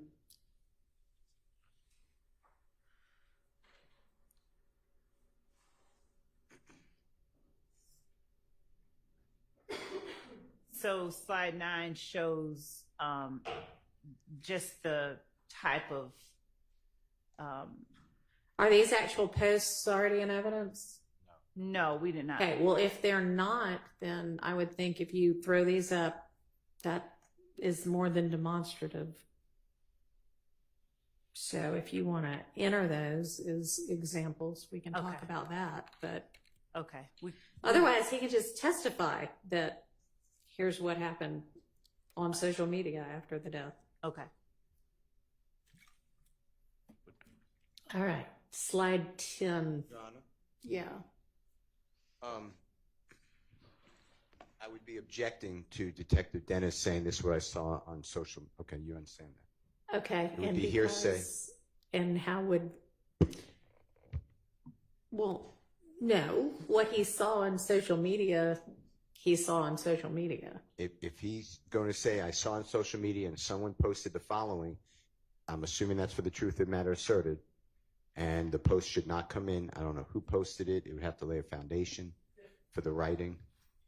So the fact that the posts were made and that they were publicly made is part of is the evidence itself. Not that it's true.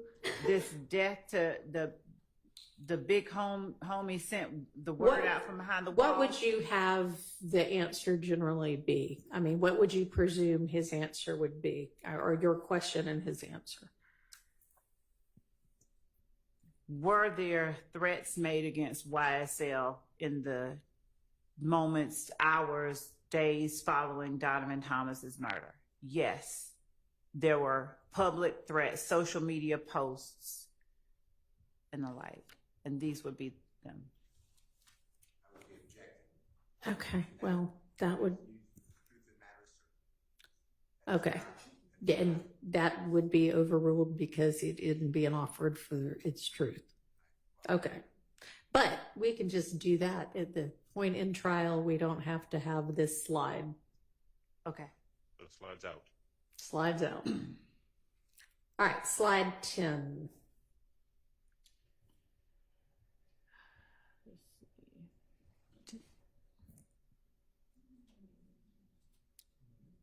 Tell me, I guess, what I'm looking at and why he's going to be using this. So I think we can take this out. I think that this picture is already in any event. All right. Slide 11.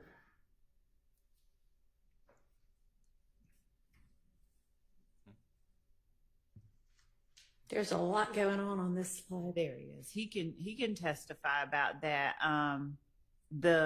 It's basically Mr. It's the services of the victim in this case. So he can testify about it. It's a good question. Victim impact. What would be the relevance of how, many people were moved by his death?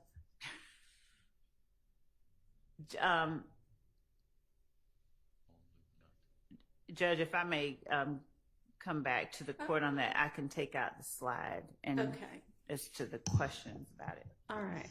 So 11's out. So the slide, yes, 11 is not going to be used in she'll get back to me on the relevance of how crowded his funeral was. He's very loved. And maybe it is. I don't know. But all right. Slide 12. So how about slide 12? We can take out that. It's a similar one as the one earlier, so we can take out we can take that out in the same way and introduce it if we need to. Okay. Thank you.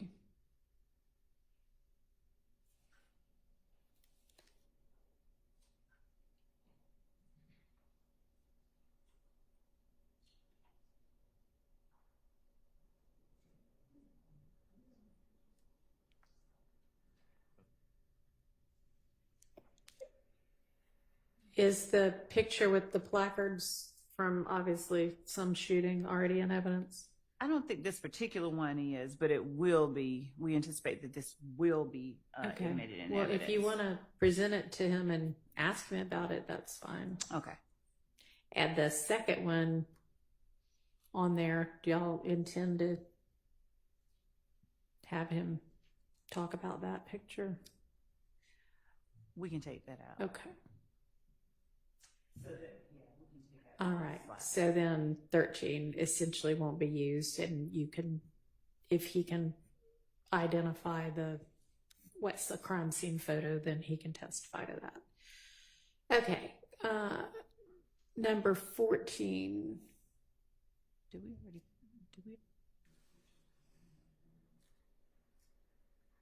So, Judge, we don't have to, number 14, we would need to introduce, I think, the photographs versus putting it up. Okay. We would, as opposed to using it as a demonstrative. Okay. And I mean, if they're already in, then obviously if he needs to testify to them, he can. And if they're not in, you need to be able to, obviously you need to be able to lay the foundation. Right. But... And we may just get, some of the ones that are, as the court has already pointed out, some of the ones that are already in and put them on, just to use those as our exhibits with him.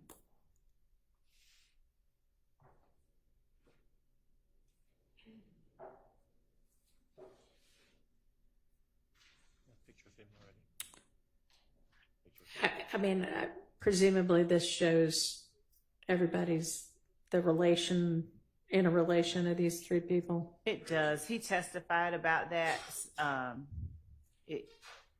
But this is just like putting faces to the names and sort of family diagramming, and I think we actually did that earlier. So it would be referring back to something that's already.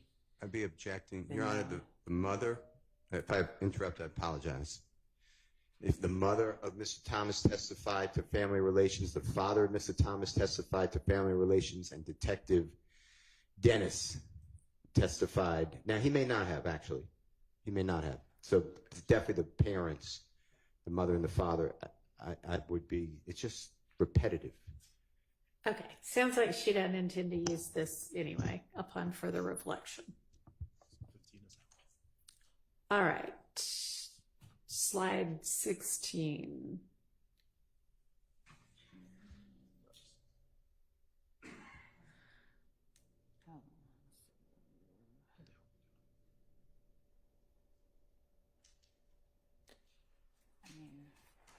We still have a current intent to use this slide.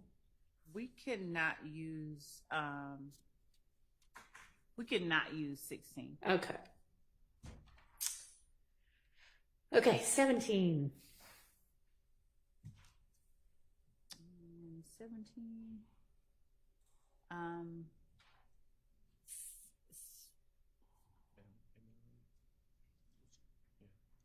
We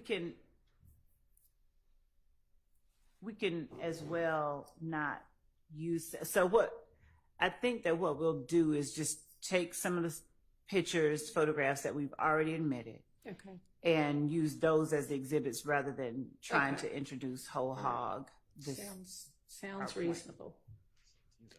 So 18. Y'all still want to be using that? No, we cannot. Okay. We cannot. All right.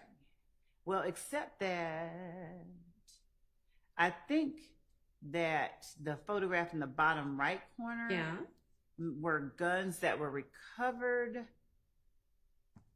But I'll confirm with Dennis. I won't need so that might be something that we could use as an exhibit and not a slide. So if there's anything in this picture, certainly not the top three. Okay. But if that bottom right picture, if we do anything, we would tender it as an exhibit versus trying to put it in on a demonstrative slide. Okay. And these are all. It was the stuff that was collected from one of the vehicles. From an alleged rival gang? Yes.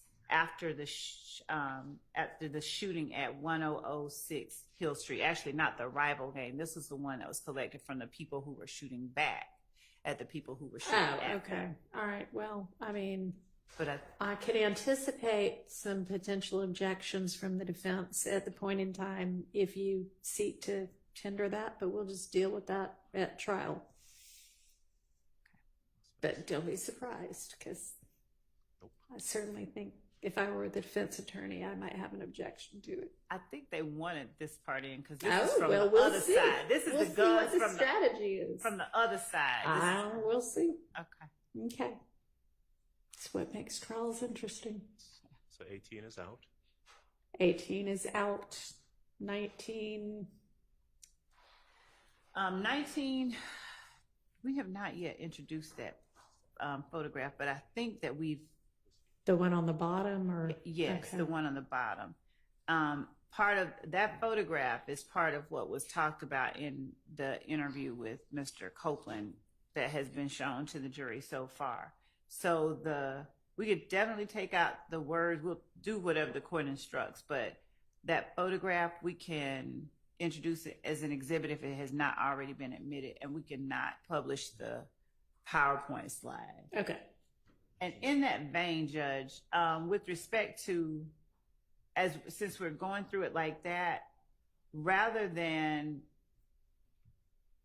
introducing,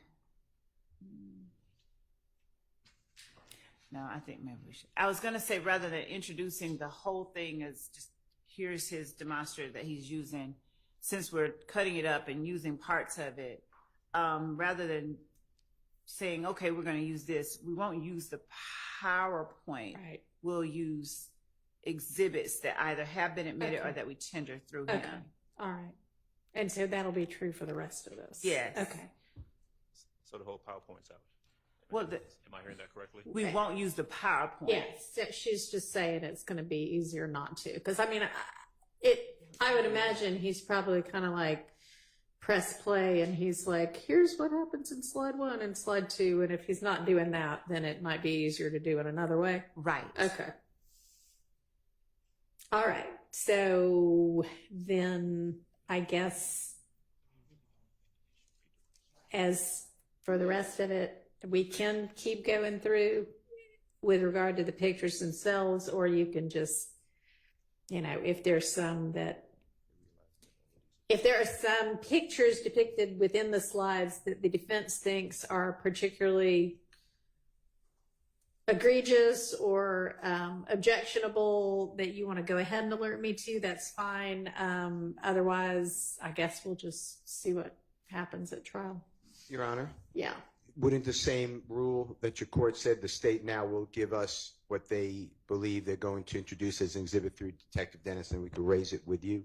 Yeah, that would be helpful. I mean, you're going to want to take a look at this and then decide what you actually want to use. So once you kind of narrow that down, if you'll just let the defense know which ones you actually want to use, then they can raise any kind of objections that we could get taken care of outside of the presence of the jury beforehand.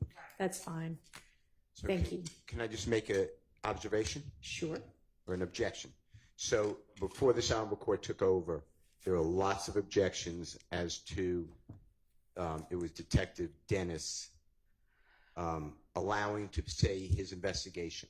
So not a witness came in, the crime lab person didn't come in, just he was allowed to say, I learned of, and these CAD reports, I objected to everything on confrontation clause and hearsay, and the former judge denied it, so it all came in. I think the state, is about to do the same thing with the same witness, and I will be objecting again. And I also have this section. I'm looking for Georgia cases. Okay. It says, this is, I have a couple cases. This is United States versus Nguyen, Nguyen, F, that's wrong. 504 F 3rd, 561, 5th Circuit, 2007. Thus, while summary witnesses, which is what I call Detective Dennis, may be appropriate in complex cases in certain circumstances, they are improper for introducing evidence that the jury has not previously heard. We repeat our admonition that the government may not use summary witnesses for inappropriate means. While such witnesses may be appropriate for summarizing voluminous records, as contemplated by Rule 1006, rebuttal testimony by an advocate summarizing and organizing the case for the jury constitutes a very different phenomenon, not justified by the federal rules of evidence or our precedent. So, to me, this is what I call a summation or a closing argument, and I know that the court struck it, so I don't have the same exact situation as my motion to exclude this, but this whole thing is a closing argument. This is PowerPoint was a closing argument. I understand it's no longer like that. It's dismantled, and now we're going exhibit by exhibit and rulings. But my point to the court is if you can just, I'm not asking for an advisory opinion, but this is going to be, there's 2 Detective Belknap, 1 Detective Gaither, maybe 2, but 1 Detective Gaither I remember, 1 Detective Dennis. They've all been over objection, qualified as experts. They're on the exact same situation. And now we're going to replow. Detective Dennis already testified as to the alleged back and forth. He already said all this. Okay. So did Detective Gaither. It's all over objection. But I would object that it comes in now again. All right. And what would be, what's he going to be talking about new? Why are y'all presenting him again? So because he's sitting through some of these, specifically some of the interviews that we were talking about, some of the actual shootings that we're showing the evidence of, like on April the 28th, the Hill Street shooting. He touched on them. We did not get into, like, he as an expert talked about what their investigation led them to do and sort of what their investigation entailed. He didn't talk about the details. We won't be getting into rehashing something he's already talked about. The stuff that he's going to deal with now is going to deal with specifically the interviews that he conducted, depending on what the witnesses say. If there are some instances where, you know, we don't need to play the interview because they say exactly what they said, then we won't do that. But we're at a different part. He is a fact witness, and he's still he has still been qualified as an expert by the court. So we won't be rehashing stuff that he's done, and we won't be using, I'm not certain what Mr. Steele says, you know, he objects to summaries. As experts, they're allowed to talk about how they arrive at certain conclusions. Yeah, I think there were maybe like a couple of different objections in there, but it sounds like one of the objections or potential objections would be if he's going to get up and basically rehash the same thing he already testified to about how, you know, the theory is that all of this came about because it was the culmination of, you know, some gang wars, basically. We've already that's already been covered, so he should not be testifying to that again. Right. We don't need to, but specific, like the April 28th shooting, the Hill, like we haven't put up all the evidence in some Okay. Nobody in here is being charged with that shooting, right? That's part of the story of some of the crimes that are charged in the indictment, right? I think the court is saying that they are overacts. Some of them are overacts that are listed in the indictment. If that's what the court is saying, the answer is yes. Okay. So I may be thinking of the Hill Street shooting as something other than what it really is. The Hill Street is not. The Hill Street is not. Right. That's when Woody and his girlfriend get shot at, right? Or no? Okay. All right. Sorry. There are a lot of shootings that I haven't been in this case the whole time. So, all right. So, but I guess, so let's take, for example, that one. I mean, we're not going to need to get into the nitty gritty of that one because that one, all that we need all for the jury to know for that is it happened, some people believed it was a rival gang, it, made the beef worse. We don't need all the details about how many bullets were found, right? That was free to read. That was Lucci's mom. And so that was another one. But so the overt acts connect that shooting with the ballistics from that shooting. Okay, so for that reason, that might be relevant. And Lucci's a central sort of opposition figure in the whole. Well, I guess I'll just have to take them as they come. But we do not need a whole entire crime lab. Here is, what you would put in if you were the state prosecuting that shooting, when that is not an overt act and it is just something that happened along the way that's part of the story. I don't want us to be having a mini trial about that. And we've scaled back everything in the indictment, even like we were saying yesterday with the Rodelius Ryan murder. We've scaled everything down like that, so it's not to. So are there other objections encompassed within what you just said, Mr. Steele, that I need to be addressing?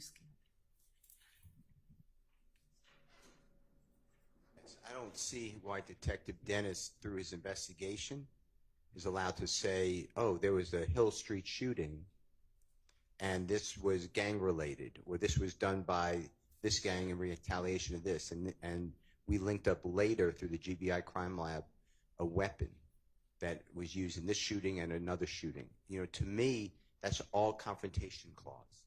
And the investigation doesn't matter. They could have done the greatest investigation. What matters is that the state put up competent evidence before this jury to determine the charges and the elements in the indictment. So to me, it doesn't matter what their investigation was. Now, I have challenged the investigation that they did not verify or corroborate. I have no problem with that, saying, well, I did verify and bringing in the witness, or who the witness was that they spoke with. Maybe not what they said, but what happened last time with the predecessor judge was over objection. Detective Dennis and Detective Gaither was able to say, oh, we verified that this happened in relation to this, and this happened because of this, and this started a chain with this. And this whole thing started in the fall. By September 2014, there were no witnesses here. Okay, well, that's the subject for cross-examination then. It's hard to cross when I have no reports. I have no expert report. I don't know who to interview to say, no, that's not true. I never told them that. In fact, I told them something different. This is all to me like I have a bag over my head and I'm getting smashed with a baseball bat and I have no idea where to hit because I don't have anything. And I've asked for reports. Judge Glanville told the state to produce it to writing. This is all confrontation clause, and it's all coming in as a conduit through some, quote, expert. And it comes through with many experts, and to me, it's just like not having a trial. Okay, well, I'm sure you'll be able to undertake an effective cross-examination of this and every other expert witness. I have been told since I've been in the case in front of y'all in court that there aren't expert reports. Does that continue? And y'all were going to circle back and ask whomever over at APD to do an exhaustive search, even if people were retired. What happened from that? Has that been conducted? For police reports, yes. We were actually, I think the court told us to do it for a specific act, and I can't recall which one it was, and we did. And there wasn't, but we have done that. We have provided the police reports for these acts that are shown, that we're showing evidence for, and that we are asserting in the indictment. All right. So okay, you recall that I did tell y'all to go back once again and say, we don't care if people are retired. We really need you to find this and make sure there's no reports in it, right? Yes. Y'all did that? Yes. And that produced nothing? No, nothing that we haven't turned over, because what the court required us to do was, it was for a specific one. I don't think it was. Hold. It may have been for a specific one and then everything else. But anyway, if it wasn't done for everything else, do it for everything else right now. Your Honor, could we take a very brief restroom recess? We just had one less than an hour ago. So, no. I'm Sorry. Okay, I apologize. Mr. Atkins is reminding me that you're talking about gang expert reports and things like that. Yeah. And yes, we don't have anything extra. We will go back again because I've gone over and asked homicide. I've asked gang. I've physically gone over to the gang unit, physically pull out boxes of stuff. I will continue to inquire. All right. Well, I don't know that, the best use of your time is to pull in boxes and look through them. That ought to be what the police are doing, but you need to direct them to do that. Yeah.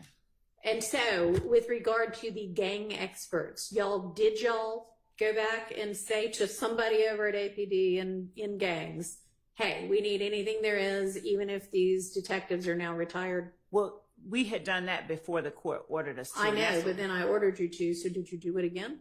Okay, so. Because I ordered you to. We have not inquired a second time, and I apologize to the court. We're going to do it again. I will do it. I pretty clearly told you to do it again. That's what he's reminding me. Yeah. Well, Mr. Atkins, you could have done it. Well, yes, Your Honor. I'll go make a phone call now. Okay. And can I mention something? It came out during trial, during a motions hearing, that there is what I'm going to call a black book. And it's all the gang information. Yeah. Okay, you seem like you know about it. I've heard about this before. Okay, well, I don't know about it. And we were given the Heisman. We were told that we're not getting that. Detective Dennis said he no longer works at APD, so he has no access. Detective Gaither said the same. Detective Belknap, who continues work there, says that's not for public information. Well, I would imagine it is not. However, if such a thing exists, do y'all know what Mr. Steele's referencing? If he's talking about what Detective Dennis said that he used in the beginning of his career as a law enforcement officer where he collected information, I think maybe he called that maybe a black book. I don't know if he's talking about that or if he's talking about the information that they keep on gang members. I'll let him clarify, but. All right. Do you know, Mr. Steele? I'll take anything that has to do in any way with the testimony in this trial to either be able to go and interview the witnesses, confirm the witnesses. There was a lot of talk over objection. The policy of APD, how they qualify somebody as a gang member. Oh. It's self-admission. It's somebody else who's reliable, which say that they're in a gang. Okay. They hang out with somebody. All that's in this supposed book. I don't. Okay, that's entirely different. Okay, so you now do know what he's talking about. No, that's entirely different. Detective Dennis talked about, and Detective Belknap talked about how they identify gang members and what criteria they use. All right, is that something that is in something writing? in a black book? Well, whatever. Is it something in writing? I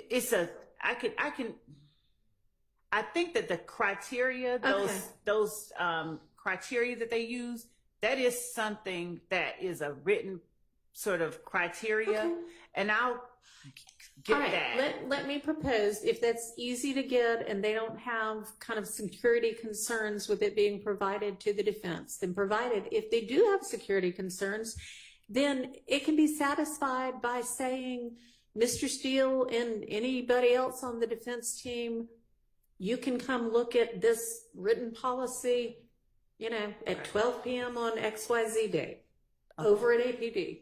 That satisfies it also. So in some way or another, if there is a written something that is how they classify, then give them access to it in one of those ways, okay? I will, and we will also check to make sure that we've not already given them standard operating procedures as it relates to gang unit. Well, obviously, if they've got it already, then they've got it. But in terms of being able to cross-examine the witnesses on specific incidents that they've discussed, we've turned over entire files relating to each of these incidents. Okay. All right. It sounds like what Mr. Steele's talking about is the sort of policy that you just mentioned, that are the guidelines, the criteria. I actually want the specifics of who they spoke with. They're talking about. All right, well, they may or may not have anything like that in writing. Well, and you can always just interview the detectives to ask them those things. Well, I have interviewed the detectives, and they tell me that they're not releasing that information. They would speak with somebody. They'd speak with Brian Steele. Brian Steele would say that Keith Adams is not involved in criminal street gang activity. That would go into some sort of book. Then they would speak with Carlton Matthews, and he would say that Brian Steele is in a criminal street, and that would go in some sort of book. I'd like to see that because they're speaking about, we corroborated this. So I asked on cross, who did you speak with? I'm not going to tell you. Well, why don't I have the right to know? I don't know. Maybe they consider them confidential informants. He never said, I don't think he ever said, I'm not going to tell you, Judge. I think that I'm not going to relitigate it. If it comes up again, we'll deal with it then. Okay. So I'm not even sure how we got on that. Oh, but Mr. Steele, you've said a couple of different times that you object to certain portions of CAD reports as being hearsay, and you were going to give me some law about that, and I don't know if other CAD reports are going to come in or not, but... Okay, well, provide it, and that way I'll... But provide it to the state as well, because if it's clear law, then they can just redact those portions of CAD reports which might need to come out as hearsay. Okay. So I have K-A-M-U-S-O-K-O versus state. I'm sorry, start over. Okay. I just didn't get that at all. K-A-M-U-S-O-K-O. Okay. Versus state 362 Georgia Appeal, 276 footnote 3. And what does it say? 868 Southeast 2D 252 2022. It says Camusoko makes no distinction between any particular statements and declarations, and therefore has abandoned any challenges he may have regarding particular statements or declarations. There is nothing for this court to review where the appellant has failed to identify precisely what statements he challenged. In addition, although Camusoko mentions in passing that whatever was said to the 911 operators was filtered through people who did not testify at trial, he fails to include either citation to authority or meaningful legal argument that the CAD reports were inadmissible because the 911 operators or other persons writing down the declarant statements did not testify at trial. He therefore has abandoned appellate review of any challenge to the CAD report on this ground as well, and that ground is hearsay and confrontation clause. It's in Division 2 of that opinion, but I read from footnote 3. All right, so I mean, that doesn't establish that if objected to, it would have been an objection with merit. It's just saying, hey, you're raising it on appeal, you didn't raise it below, we're not going to deal with it. But it's right, but the CAD report could be... Maybe you could come up with one that instead of saying this is a potential issue, says, all right, here's the issue, and in addressing it, here's the law on that. Can you try to do that? Thank you. All right. Okay. In this case, in Division 2A, all right, where the footnote 3 is, okay, and what the court said was it's admissible under an excited utterance of hearsay. It's Yeah. hearsay with an exception. right. So Okay. my point is, some CAD reports they don't identify an emergency situation. So they're identifying a past event. So that would be a confrontation. Okay, well then you'll just, It depends if you on the plan CAD. to make that objection to every CAD report, then give me the CAD reports Right. and I will make a ruling. That's right. All right, let's do that. So that can be on the agenda for tomorrow. Okay, thank you for clarifying that. I do realize that there might be times. I just thought y'all had some kind of blanket, this part of a CAD report is always out. And that is not what we have. Right, it's like a Okay. 911 call. It just Yeah, depends no, on- I'm clear now with what you're saying. All right, so we've done the PowerPoint. So I am going to give us another quick break, but I'm going to say, and I'm going to say this once, and I don't want to have to say it again. And this is kind of what you say to little kids when you're on a road trip with them, is if we're taking a bathroom break, even if you don't have to go right then, if you could hold it for another 40 minutes, just take the opportunity to use the restroom so that we don't then 30 minutes into court again have to take a break because now you can't hold it anymore. Okay? All right. So we'll have a little recess.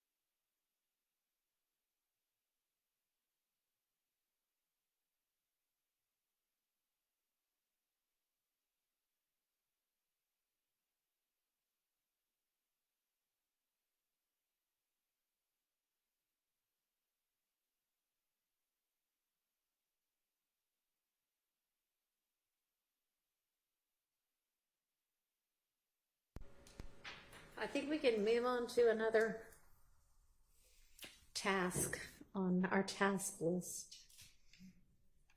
Open to suggestions, or I'll pick one. I know we still have to do the excerpts from the wiretap evidence, so that might be a good thing to turn to next. Yeah. I meant to bring this up yesterday. We've been labeling the excerpts from the wiretap as potentially co-conspirator statements. Right. And I think the state announced that those wouldn't be coming in until Investigator Viverito testified.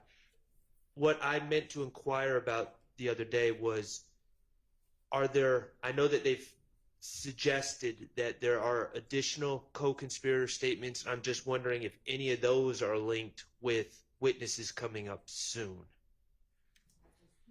Hang on just a second. Nobody say anything because our court reporter needs to plug in back up.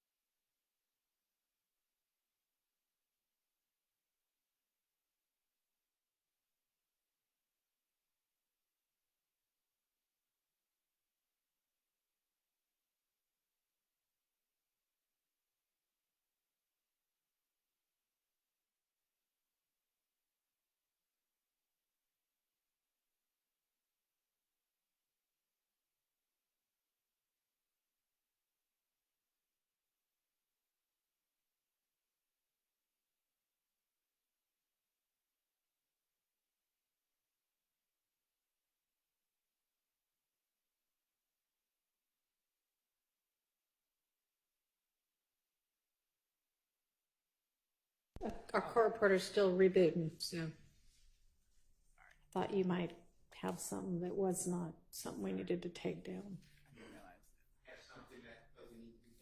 Okay. Some research to do on our case tomorrow. So with Mr. Williams' permission and Mr. Adams' permission and the court's permission, I was going to do that at my office, and I will not be here tomorrow if that's okay with the court. And Mr. Williams said that's okay with him. He could speak for himself, and Mr. Adams said that's okay with him. All right, sounds good. Thank you. Okay, we're back up now. So I don't know if all of what Mr. Sharp said got on the record. Do you mind just reiterating it? So, yes, I will. We put off, we suggested that the wiretap co-conspirator statements are going to come in through Investigator Viverito, which would be later on in the trial. But I believe that the state has also stated that there are additional co-conspirator statements, or alleged co-conspirator statements, that are not part of the wiretap. And I was just suggesting if those involve witnesses that are coming up sooner, that might be something that we need to address. Okay. Do we have other co-conspirator statements that are not the ones from the wiretaps coming in through to Investigator Viverito? So, since we won't be getting to the wiretaps until she's number 91, witness 91, in terms of,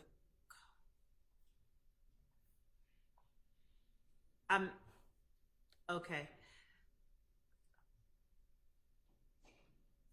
My question to the court is, would the court allow us just to go in order of the witnesses that are coming up and deal with the buckets of exhibits. Yeah, that's fine. And I think that's kind of what the defense might be trying to figure out is, do we have some co-conspirator statements that are going to be coming up soon? And I'm fine if it's easier to just say, okay, we're talking about co-conspirator statements now and tackle the ones that are coming up soon. That's great. Or if we want to go witness by witness through, you know, here's the evidence that's going to come in with this witness. I think either way makes sense, but let's do one or the other. So yes, it sounds like maybe there are some other co-conspirators or alleged co-conspirator statements that are going to come in soon. Not any that are coming up soon. Not soon. Not soon. The witness buckets would be the most. The next, Jamari Holmes is the next time that we'll have co-conspirator. Can y'all all statements. hear her? I'm sorry, I'll get closer to the mic. Okay. Jamari Holmes's murder is the next time that we'll have that issue, and that's the one that we were discussing at the beginning of court with Your Honor and Okay. Mr. Williams and Ms. Abbasi. Okay. So the co-conspirator, That's a little ways away. yes. Does that answer your question? I'm fine with that answer. As long as nothing sprung on us at the last second with these witnesses coming up, I'm fine with that answer. Okay, so they do have what those co-conspirator statements are, right? They just, we don't need to litigate it right now. I'm sorry, I missed what the court. Do they have whatever the co-conspirator statements are, whether they're from the wiretap or a different source? Do they have them all? Yes. And have they been identified as potential co-conspirator statements? Yes, Your Okay. Honor, for the most part. Just 1 second, I'm going to confirm one thing. Okay.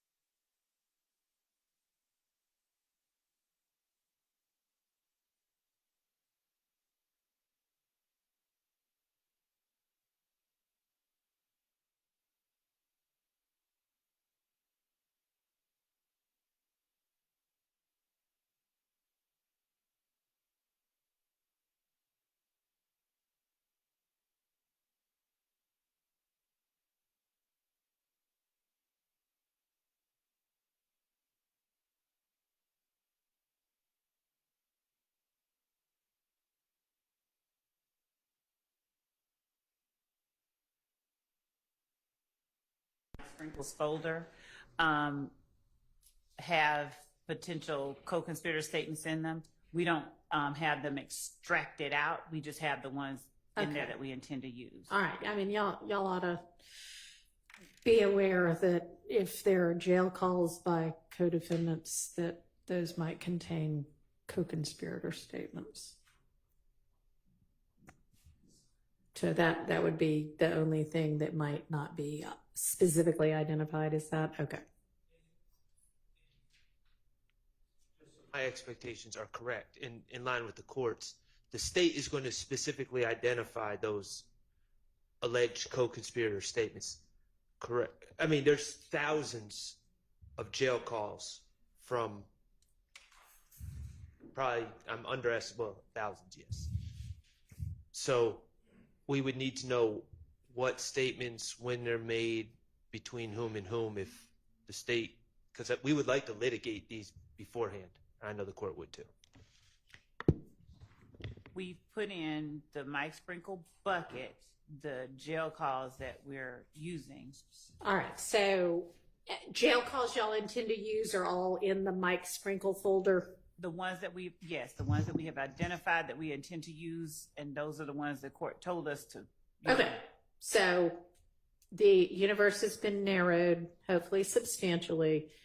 I haven't looked to see how big the Mike Sprinkle folder is, but If it's the same one that I think they're talking about, it's about 200 calls. okay, well, 15 minutes each. So that's 50 hours of. okay. Which I presume is one of the reasons y'all said let's hold off on dealing with what's in the Mike Sprinkle folders. So as the state, look here, as the state is itself going through the Mike Sprinkle bucket in further detail and identifies for itself the specific co-conspirator statements that it intends to introduce, please identify those as well to the defense. As soon as you know, let them know. So we have 14 in the Shannon Stillwell folder. We could start there since that is his client, Mr. Shart's client, that we could actually review. Okay. Let me get some clarity. So in the Stillwell file of jail calls, are those already identified? Just here are the co-conspirator statements, or are they just like, here's a 15-minute call, here's a 5-minute call? All right, and do you know what portions of those calls you? Yeah. All right, but whether you've broken them out or not, do you know what those are? Yes, that's why we put those 14 in there. Okay, so if you can, if that's what I'm saying, is once you know, here's call from January 2nd, that is 15 minutes. I'm going to use minute 2.5 to 2.9. That's the part I care about. When you know that, let the defense know that. Okay, so if you know that already, instead of us sorting it out here live, give that, one of y'all sit there and type it up and send it over. They can look at it tonight. We can deal with it tomorrow. Okay? And similarly, do that for everything else. All right? Okay.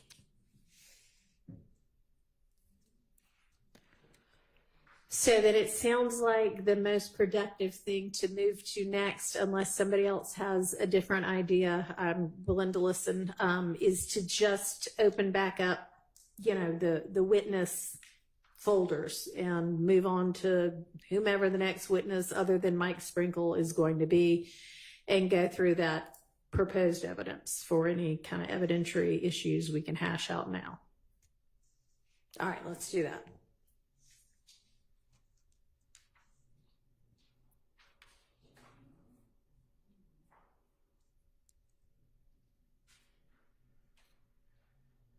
Why do I hear something?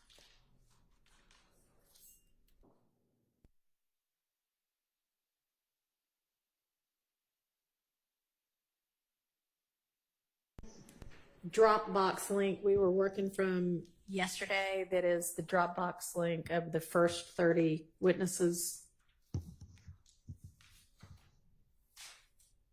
So if everybody can find that again.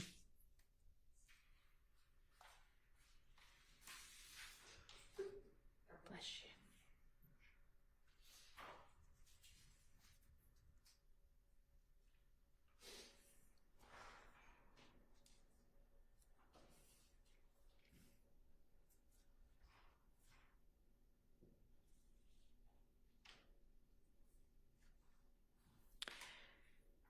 It's not easy to find it because sometimes instead of y'all giving each a new reline to your email, you just tag on to one that already existed.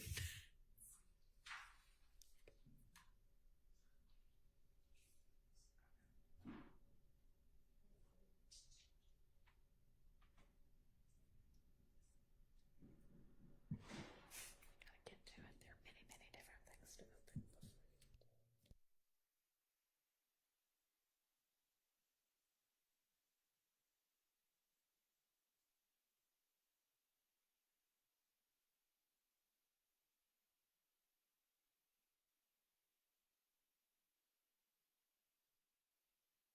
8th, 2024 email from Mr. Atkins. I'm pretty sure. That's right? Yes, Your Honor. It says 30 witnesses, and then it has 8 August 24 in parentheses.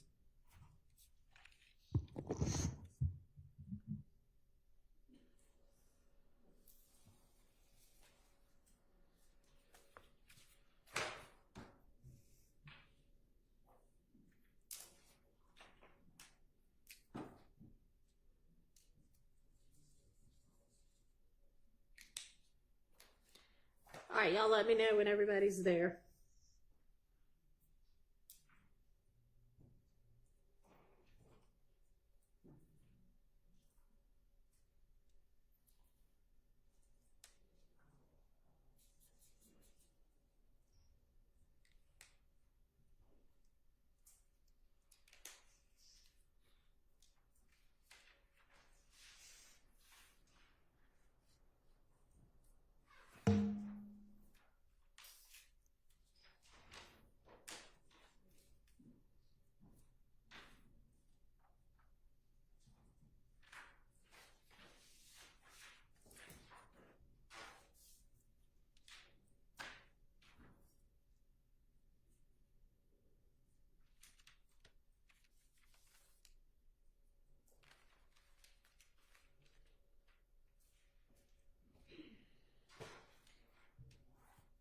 Is everybody there now? Almost. All right.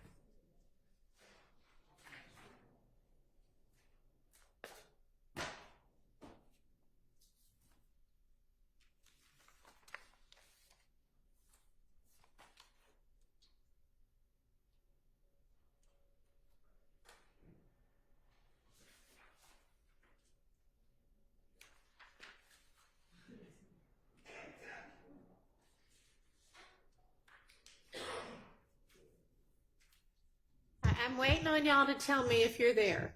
All right, is everybody there? Has everybody got the 1 through 30 Dropbox link up?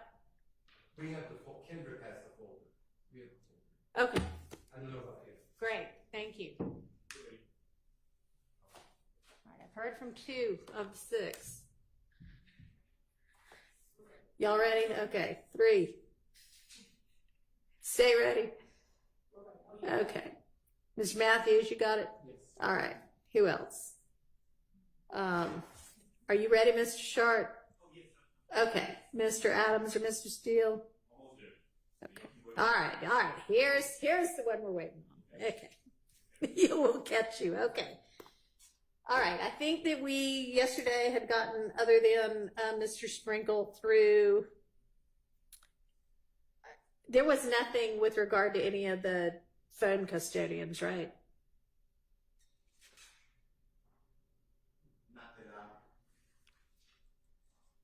can I have one moment, Your Honor? Sure.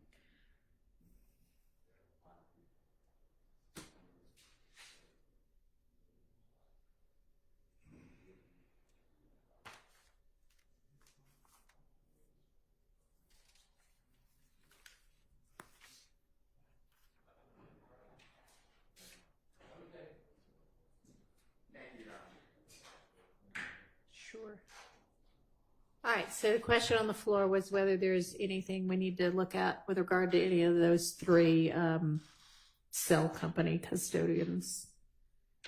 Your Honor, if they would like to stipulate, we can, as to those records, we can just bring in the records themselves and save that time, but. That would be nice. How about it? Miss Westmoreland doesn't want to. Okay, no, that's not going to happen. All right.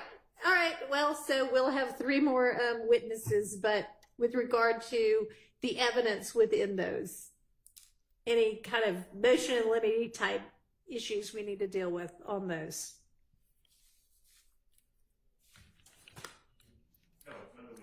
Thank you. Okay. Then James Burney is the next witness listed. Do we need to look at anything with him? He's the expert from the FBI phone records. Okay. And this is one that I voiced an objection to repeating the testimony because Agent Racy talked about for a long time where the phones were located. The prosecution stated that based upon questions by some of the lawyers for the accused, that they needed to do something else. I'm still holding my objection because I believe it's going to be, I looked at the report, it's the same thing, maybe a little nicer because it was done nicer. And I don't mean to insult Detective Racy. He didn't have like a chart, but I just believe that it's the same. And by when the same, I'm talking about the April 26, 2015 shooting of the tour bus of Mr. Carter, a performer known as Lil Wayne. Otherwise, no, I don't have any issues with with Agent Burney. All right. And Your Honor, Yeah. per the court's guidance, this April 26, 2015, we are not discussing the Special Agent Burney.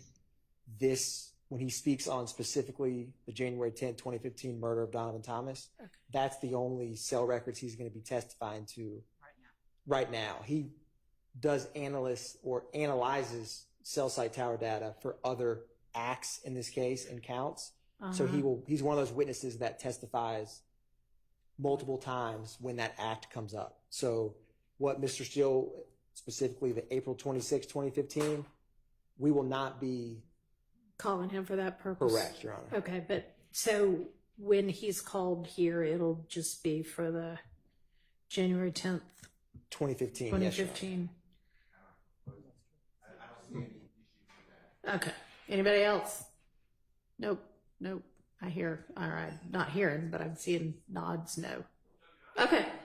All right. Great. We'll move on to the next witness folder. All right. GBI Firearms Voss in Weitzel or Weitzel.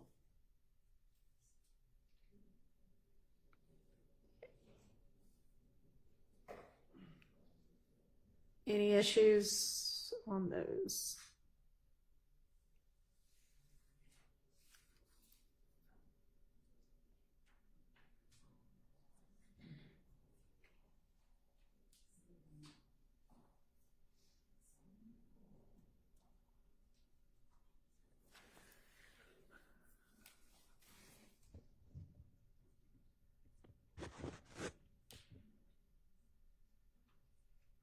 My understanding is that these witnesses listed are the witnesses that are going to be called. Is that correct? Mr. Voss is not going to be called pursuant to the information we sent to you all a few weeks, 2 weeks ago maybe. Mr. Weitzel is going to be called. I believe there's on the email that we sent to the court and to counsel for the defense, the peer reviewer and the verifier for David Voss would be called rather than Mr. Voss. All right, and is that peer reviewer / verifier Weitzel? No, it's actually Vanna Kelly. Vanna Kelly? Okay. Yes. is that Ms. Kelly? Yes. Okay. Does she have her own reports? No. Actually, what we're doing is getting the data, the underlying data. So she verified these.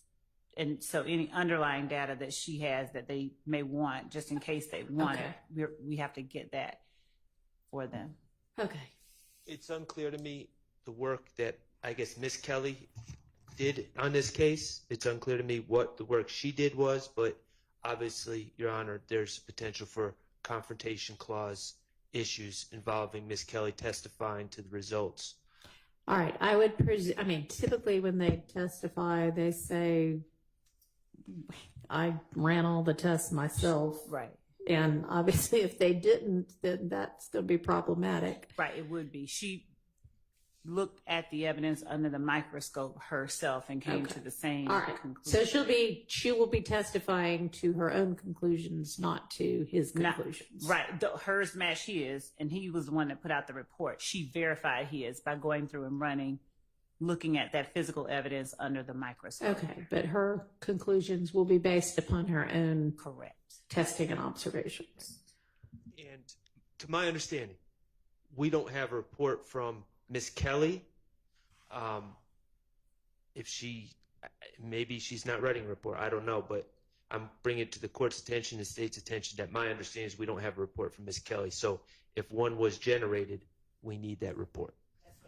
That's what I was just saying. She did not generate a report, but her underlying notes and data, that is what we said we would get for them, because her conclusions. Okay. She doesn't have a separate report, but she's got notes and data, and y'all will be provided that when? Did y'all have that yet from her? No, I spoke with the GBI last week, and I'll follow up this week. Okay. Let them know that this is an ongoing trial and they need to provide it ASAP, and then provide that over ASAP to the defense. Okay. Also, with respect to Agent Bernie, if we could swing back to that. Sure. He will likely not be testifying until the end of September, in which case any time needed, we believe, for the defense to review his analysis of the April 26th incident would have, we believe, that rather than having him testify 2 different dates for those, for the incident here and the incident in April, would be obviated by the fact that he's going to not be testifying until the end of September, as opposed to having him testify at the end of September and then come back 2 weeks into October. So I guess we're asking for clarification on whether or not he can just be brought in, whether that is not enough time for them to look at the additional reports that they were given last week, or was it last week? Week before? Week before last, right. Okay, let's find out. The issue isn't the amount of time that we had to review Agent Bernie's report about the April 28th incident. The issue is that Detective Racy already testified concerning the movements of cell phones. And and the state seems to be justifying this on some sort of cross-examination. Really, the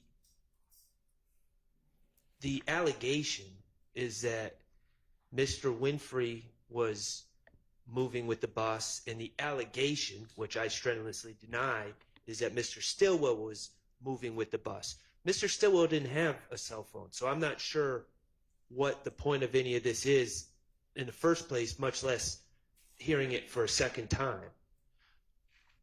Okay. Yes, Your Honor. During cross-examination, they challenged Detective Racy that he was not an expert, and therefore that he could not testify as to what side of the tower that the phone was on, only the tower placement. Okay. And because it was specific as to what side of the tower it was on, that's why we asked Agent Bernie to do the analysis based on their cross-examination. I think specifically Mr. Weinstein objected that because Racy was not an expert, he could not testify to what side of the tower that the phone was actually on, which is important given the movements of where the phones were at particular times the evening or the morning of April 26th. So that's why it became relevant for us to get Agent Burney to do the analysis, because he can talk specifically about what side of the towers the phone was on at particular times. All right, which phone? This was, it was Mr. Winfrey's phone, also the phone that we're identifying as Dolly White or Max's phone. There may be about 3 or 4 other phones that I can't just recall off of the top of my head, but all these individuals were ascended upon the compound, which is where they started, and followed the bus all the way up to the hotel. Okay. And then went down to the studio afterwards. Okay. And does anybody identify a phone as one belonging to any of these co-defendants? Not.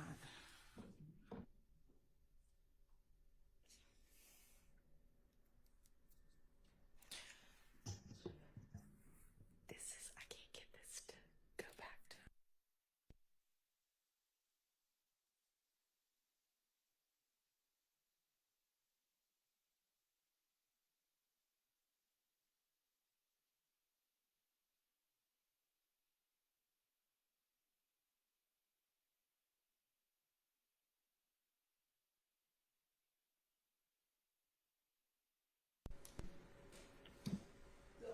Hang on. Sorry.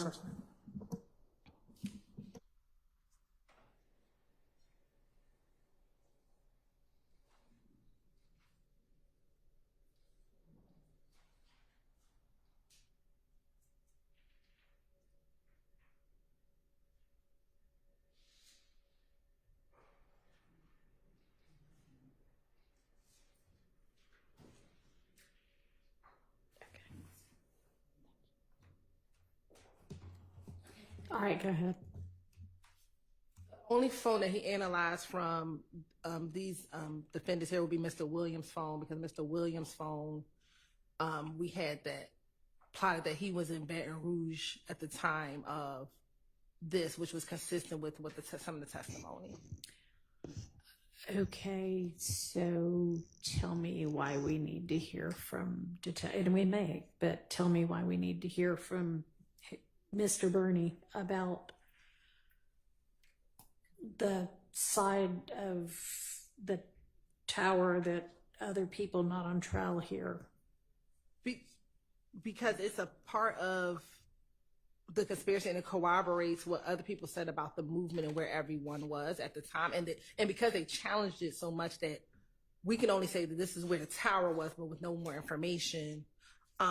Okay, and was there testimony, whether there were cell phones for these people or not, was there testimony that X, Y, or Z co-defendant on trial now was with this crowd? We believe that some testimony will come in soon that Shannon Stillwell, although we did not have his cell phone, that Shannon Stillwell was present at the time of the, but it has not come in yet. Okay, all right. So then, with regard to that incident, Mr. Burney's testimony should be on the narrow issue of, I analyzed these cell phones and I can say that it was this side of the cell tower.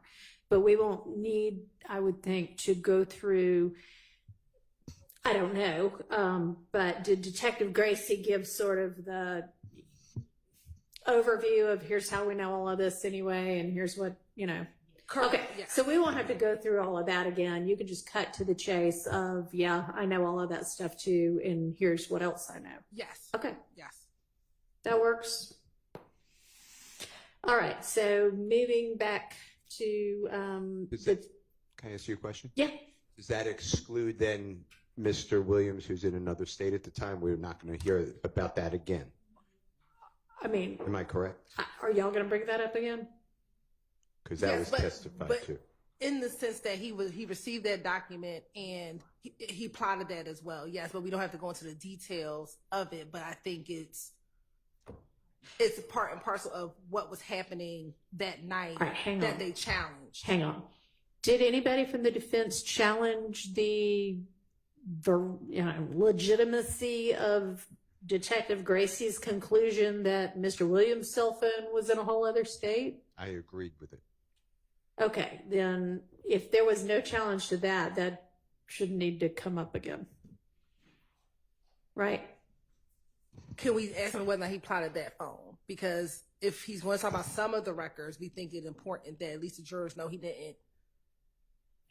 Yeah, I mean, if it's like that could be like a one question. Yes. Yes, and it was in somewhere else entirely, which I would think, Mr. Steele, at least you would like. Okay.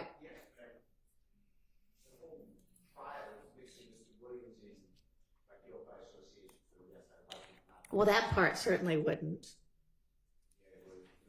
So you.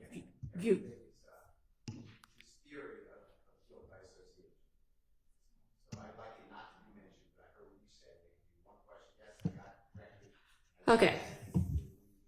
All right. That is what I said. Okay, so back to the two firearms examiners who are going to be Kelly and Weitzel, where we can move on from that. Silence is yes here. Okay, so next is Officer Zaffa.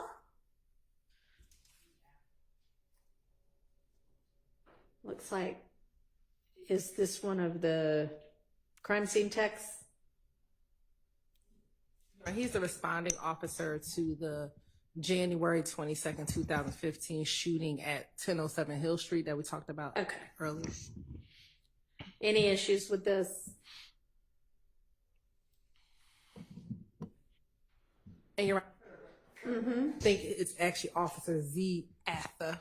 Oh, yes. Okay, there's no space between those two. And Officer Atha. Okay, thanks. Any issues on those photos, images?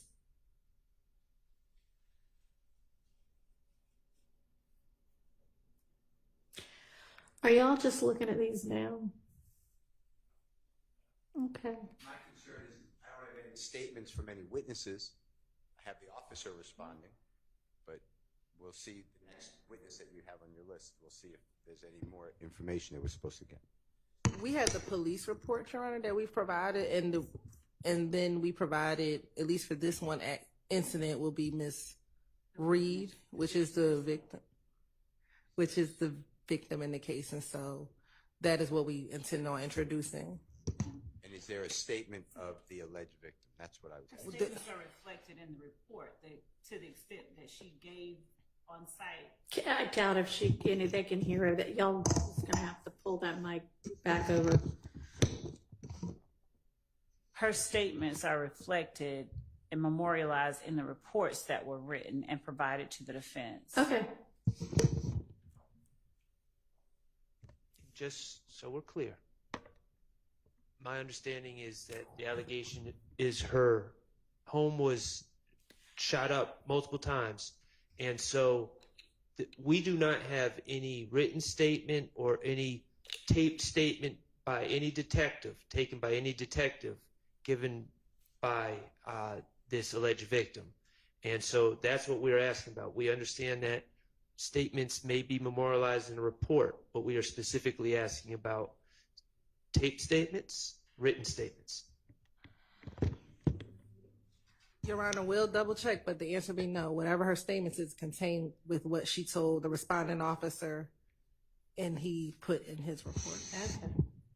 And this was way back before body cam was typical, so that wouldn't be unusual. All right. If y'all find something else, obviously provide it, but no, that to their best belief at this point, no, there's not anything. You have everything that there is. Okay, so I'm assuming that other than that concern, there aren't any issues with these pictures that are included, since I hadn't heard any objections directed to those. Is that fair? Fair. Okay, thank you. All right, next is Sanders. I'm not sure what CST stands for, but crime scene tech Sanders. Very good. Also lots of pictures and images of their walking through the crime scene and documenting it.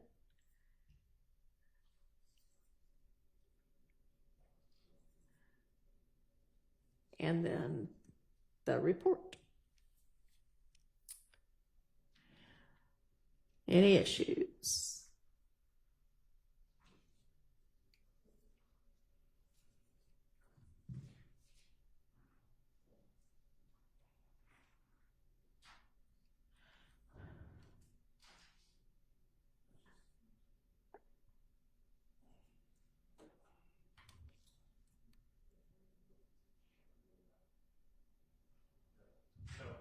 All right, thank you. All right, moving on to Antrivia Smith. What is that, a video? Okay, any issue on that?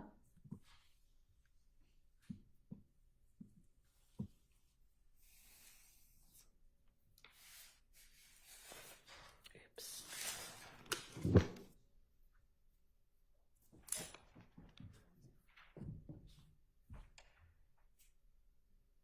It's a short video, so even if you're watching it for the first time now.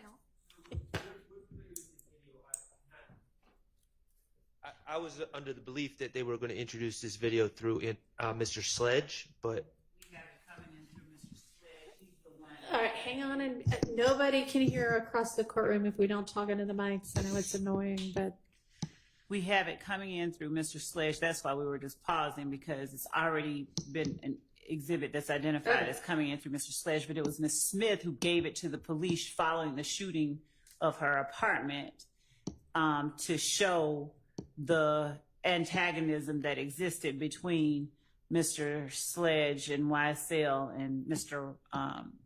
Watts, whom she was also seeing. So that's the reason that it's in both folders. I would hope the questions are not articulated that way in trial, because it's Mr. Sledge arguing with another man over a girl.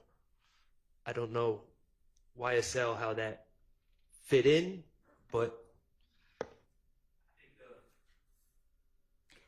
believe the video will speak. I think. okay, well, that may be, it probably will. And if it's presented that way, then y'all will have some good subject matter for your cross-examination. That there's Mr. Sledge, since it was mentioned, Mr. Sledge said, "Oh no, it wasn't over a girl. Okay. We weren't beefing over a girl." All right, well, they'll say whatever they're going to say, and y'all can examine accordingly. All right, Sharon Latner's. These would be the CAD reports, I assume. So we'll hold those for tomorrow. Does that work? Okay.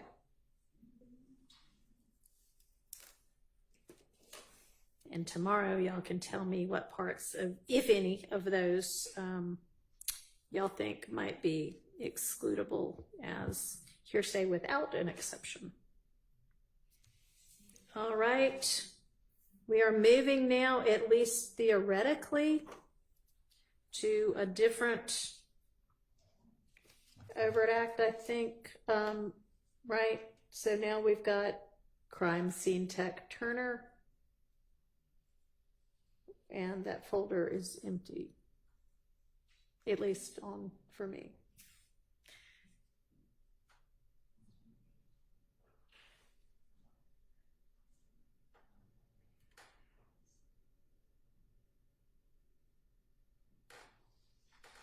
Do y'all have something in y'all's folders for that? They're empty for y'all too? Okay, well, maybe that was just a mistake. Is there supposed to be something in that folder? I'm going to check. I think that we may have already. All right, we'll come back to that one. Y'all check on that tonight. and that may have been the ones that they told us at APD no longer existed. It may have been the ones that we identified and told the defense about. There were about 127. From the hack from whenever Yes, that was? we had asked them for the physical copies, if there were any, because they said that the digital copies did not exist. Okay. And so that, I think that those were, it was Turner. It was Turner's Okay. photos that were those photos that we were trying to Those get. were lost in that several year ago hack, it sounds like. So that's why that's empty. That's what the photo lab Okay. told us. All right, moving to Jenkins. And these are just crime scene photos. Look pretty standard. Any objection on those that y'all anticipate? We don't identify any objections at this point. Okay. All right, Tyrone Dennis.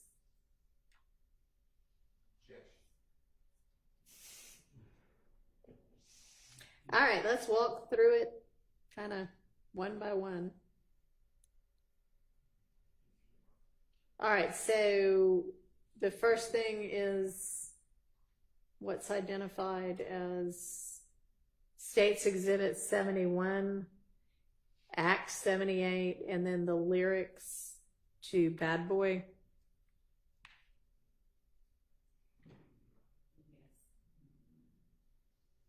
All right, what's our objection?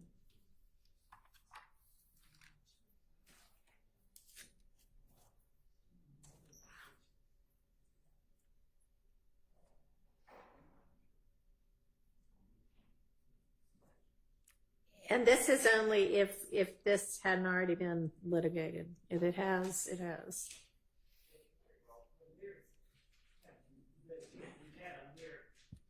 Mr. Williams doesn't, these are not his writings. Okay. Somebody, Google, I was told Google, just put them down. I'm not telling you that they're wrong, but I'm certainly not telling you they're right. But it shouldn't come in this form. This is not how Mr. Williams made a song. Okay. So I would be objecting to the best evidence rule, and I don't know why. I don't know if the state is planning to hand it out as an exhibit to the jurors, flash it on a screen, but I don't believe that this is proper testimony. In addition to that, Detective Dennis, for him to claim here are lyrics and here's what they mean, I don't think he has any basis. I've asked him whether he Okay. when he was qualified, whether he spoke with anybody with the lyrics, how he makes the lyrics. He has no idea. He's just a listener. Okay. So those are all but those are, I raised those objections previously when we were arguing. And, sorry, go ahead. And what? And the court stated he made a preliminary finding, the prior court, that lyrics are admissions, confessions, co-conspirator statements, and if a proper foundation is laid, then he will decide later if they come into evidence. That's Okay. pretty much how Thank it you. was. All right. So the best evidence objection y'all might need to deal with. Your Honor, we would be, as far as the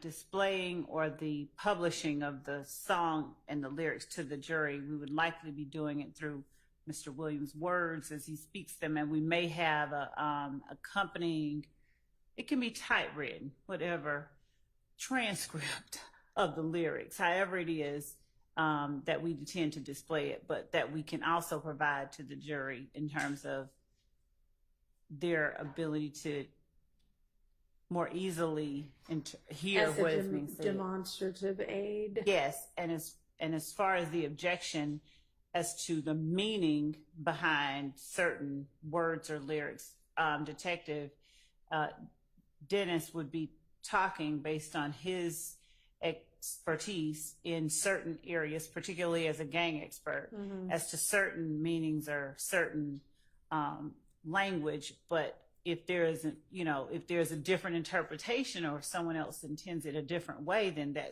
we would submit as the area for cross-examination or different testimony from the person who's there. All right. Well, I think that with regard to something being used as a demonstrative aid, you need to make sure it is the correct transcription of what the lyrics actually are. It does not need to be pulled off of Google. I mean, if you want to pull it off of Google, you can, but it doesn't need to look like this. And please provide it to Mr. Steele and Mr. Adams beforehand so that if there are any disputes as to what the words actually are, those can be dealt with. And then I would permit Detective Dennis, if he's been qualified as a gang expert, to say, you know, in my expertise, this might mean XYZ. Obviously, it doesn't mean that is what it means, but that's his opinion of it, which the jury can accept or not accept. It's up to them. And of course, he can be crossed as to how on earth he might know that, and, you know, all sorts of good things, I imagine. I guess it depends on the lyric, but, you know, intention can never be discussed by an expert, a person's intention, because it's not beyond the Agreed. I mean, yeah, I wouldn't let him say, here's what Mr. Williams meant when he wrote this lyric. Just this lyric in common gang parlance, we believe means whatever. Okay. All right. All right, the next is Exhibit 72. The same, is basically the same thing. This is just another set of lyrics. Okay. Your Honor, one other thing when we're talking about these lyrics that I think I need to bring up right now. Okay. I believe that, well, we are going to be asking for a limiting instruction. Okay. I don't know how the performance of music, I mean, the state is fighting us tooth and nail saying YSL is not music. Mm-hmm. So I don't know how that at the same time putting out music could be in furtherance of a conspiracy. So I would think that the lyrics can only be considered in regards to the person who is the source of the lyrics and not the other people sitting here. Judge, I think that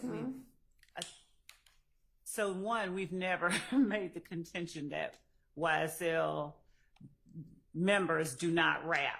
We have repeatedly asserted that there's that aspect of the gang. Mm-hmm. So that's not true at all. And I believe that the issue of who it comes in against has already been litigated. I will make certain, looking at the order that Judge Glanville has entered, but there is no limitation as to this only comes in against Mr. Williams because he's the one that said it. It's not a testimonial statement. We would argue it's at the very least a co-conspirator statement, but and at times there are adoptive admissions, at times it's a party opponent, but there are various hearsay exceptions that allow these statements in. And Judge Glanville, we're looking at the order, but I believe Judge Glanville specifically ruled that they come in as co-conspirator statements. We'll look back at the order he wrote and entered after our very, very long hearing on this matter. Okay, well, y'all let me know about that. And if y'all want a limiting instruction, you can certainly propose one and I will take it under consideration.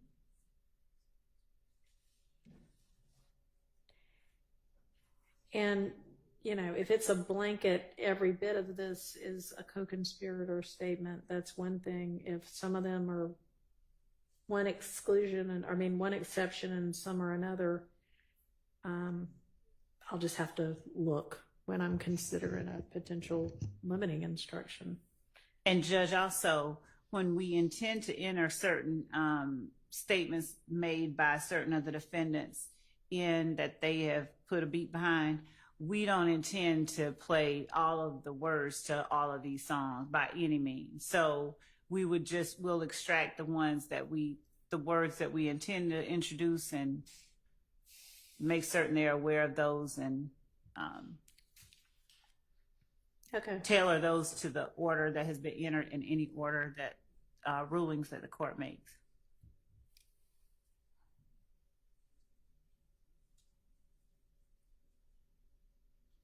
Okay, thank you.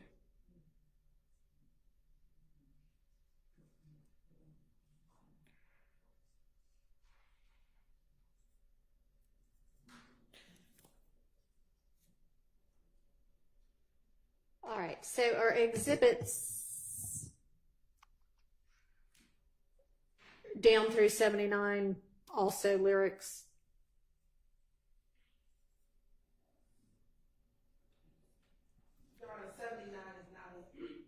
A lyric 79 Okay, is so a video. sorry, then 71 through 77 are all lyrics. Yes. Okay, so the ruling would be the same as to each of those. All right, so now we'll turn to 79, which I can't seem to open. It's a picture, actually. Okay, I can share it. Well, okay, thank want me you. to share it, Charlie? Sure.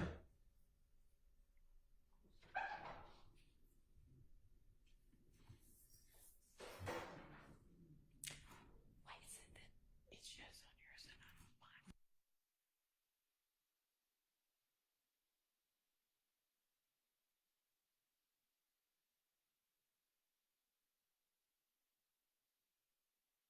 Okay. Okay, it's already in. But I don't think the caption. I couldn't hear you. What'd you say? We believe that's in already. We agree. Okay, Mr. Steele, did you say something about Brutin? That's what I'm reading, but no. I said the same thing as Ms. Adams. Okay. I cannot be 100% sure, but I believe y'all, it's. all right. Well, if several of you over there think it is, and y'all think it might be, The caption may not be. okay. Any issue with the caption?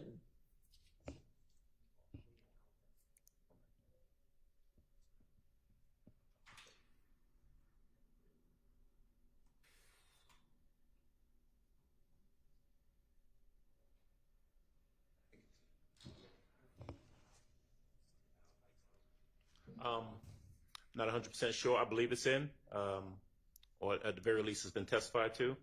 But I guess when we find the original. All right, y'all can let us know on that one then. Judge, did we reserve on some of the 71 through 77 because we were going to check the order, Judge Glanville's order? I want to reserve on 74. Okay. Yeah, And- we did. We're gonna Okay. get the order and then come back to that. All right. Thank you. Thank you.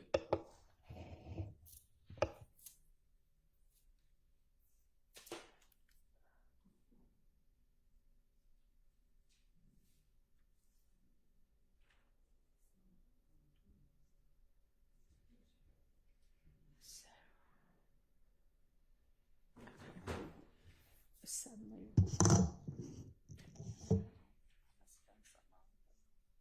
I just remember whether it's in or not.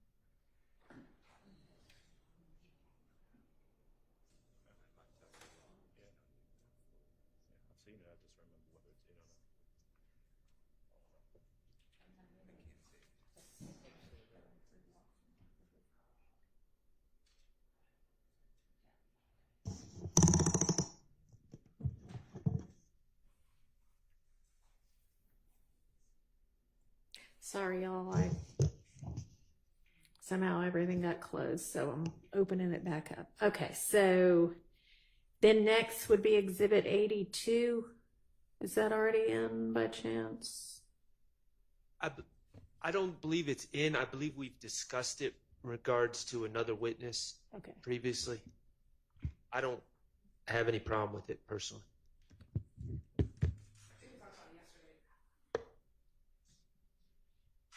I believe we talked about this I picture think we've yesterday. already dealt with this.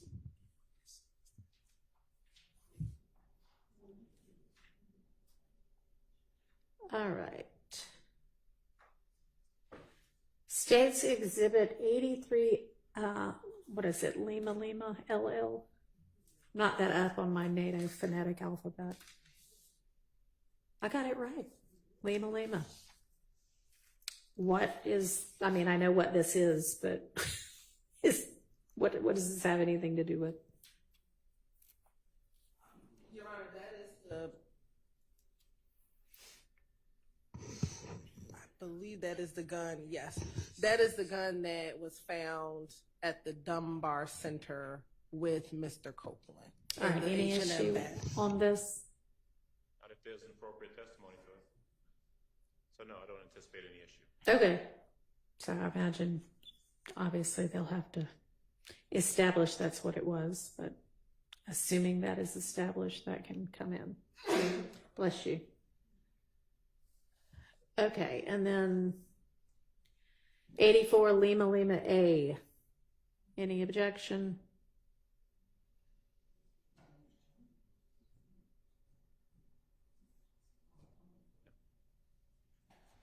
If this is this the black and white picture, Your Honor? No, this is a video of a club. So this is, Your Honor, September 30th, so the night preceding the October 1st overact with Mr. Kendrick and Mr. Arnold, where Mr. Arnold gets into a fight at Magic City. This is a video of that. And that's also 84, it's 84 LL A and 84 LL. Okay. Any issues? Evidentiary issues? Not assuming they can lay the appropriate foundation. Okay.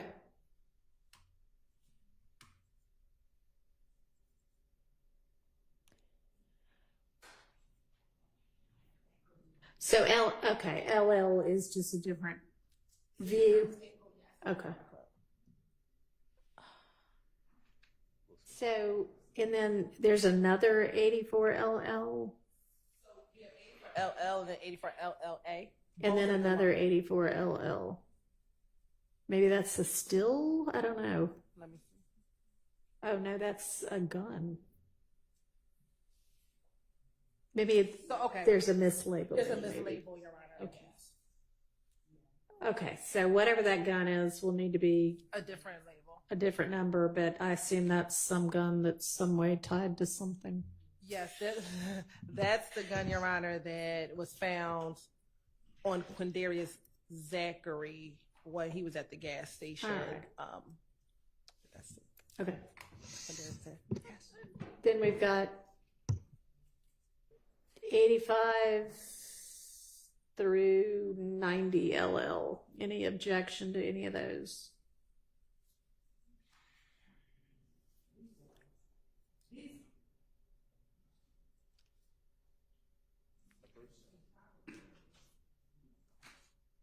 One of them we've already. So 85 LL is the interview of Mr. Kendrick. Okay. Yeah, and we've already dealt with All the right. PowerPoint, which is 86. All right. 87 as well. We've dealt with 87 already? Yes. 'Cause Okay. that's Oh, yeah, that's okay. we've not dealt with 88. 88. Any objection to 88? Evidentiary objection?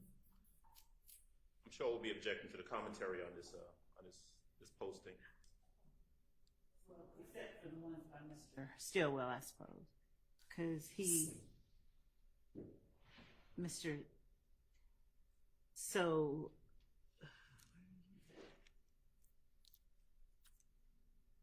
yeah, okay. We wouldn't have any problem taking out anything that Mr. Stillwell doesn't post. Okay, yeah, I mean, that's going to be done for all of these kind of Instagram-y type posts anyway, right? Yes. Okay. All right.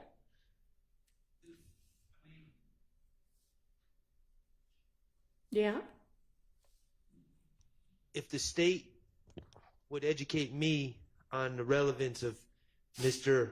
Stillwell's posting there. Okay. But so- they think it means, because I mean, all right. I'm not gleaning too much from it. Okay, there's a relevance objection. All right. So, Judge, we are alleging that Mr. Stillwell is a member of and a participant in a criminal street gang and a criminal enterprise known as YSL. His donning of these red bandanas, one on his right hand and one over his head, and his use of welcome to be that red bee with the red heart, Day Paradise, on March 28, 2015, during the year or the relevant time of this back and forth that was going on, are all relevant to the allegations made in the indictment. So with relevance being Your Honor, I the bar that it misspoke. is. Hang on, don't interrupt. I'm withdrawing. Oh, okay. I misspoke. I thought they were saying that someone replied to Mr. Stillwell, and I thought Okay, they were no, saying that was his She's post. taken all that off. Okay. All right. I'm good. Thank you. All right, thank you. And I think that's 100%. Anyway, not a heart. Had to get my glasses out for that one, but I think the argument would be the same. Okay, so that objection's withdrawn. Long as, yeah, you just need with all of these to take off the comments. Same with 89. Yes. Any issue otherwise to 89 LL or 90 LL. Well, 90 LL is not a photo, it's a video.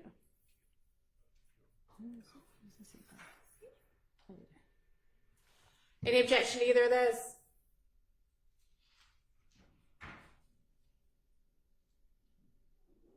Your Honor, as long as they keep my client's comment on that exhibit as well, where he Good. sarcastically says we beefing, mocking the idea that there's gang rivalries. Are we talking about 90 LL? We're talking about 89 LL, right? Okay.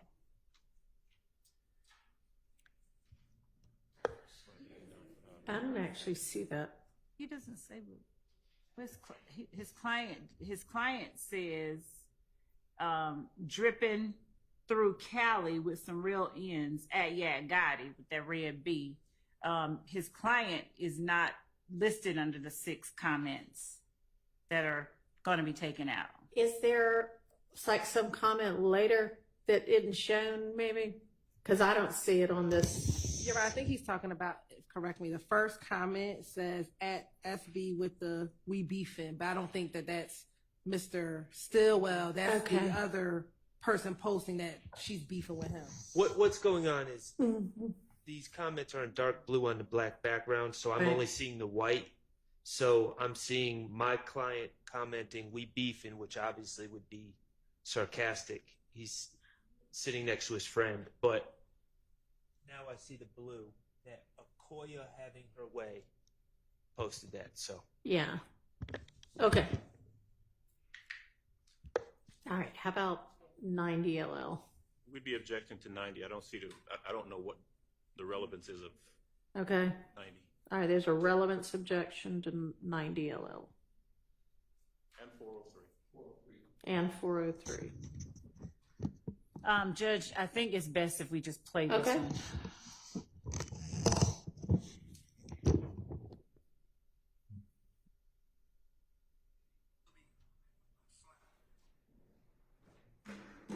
Big B, Lil B, Slime, YSL, Crip Killer.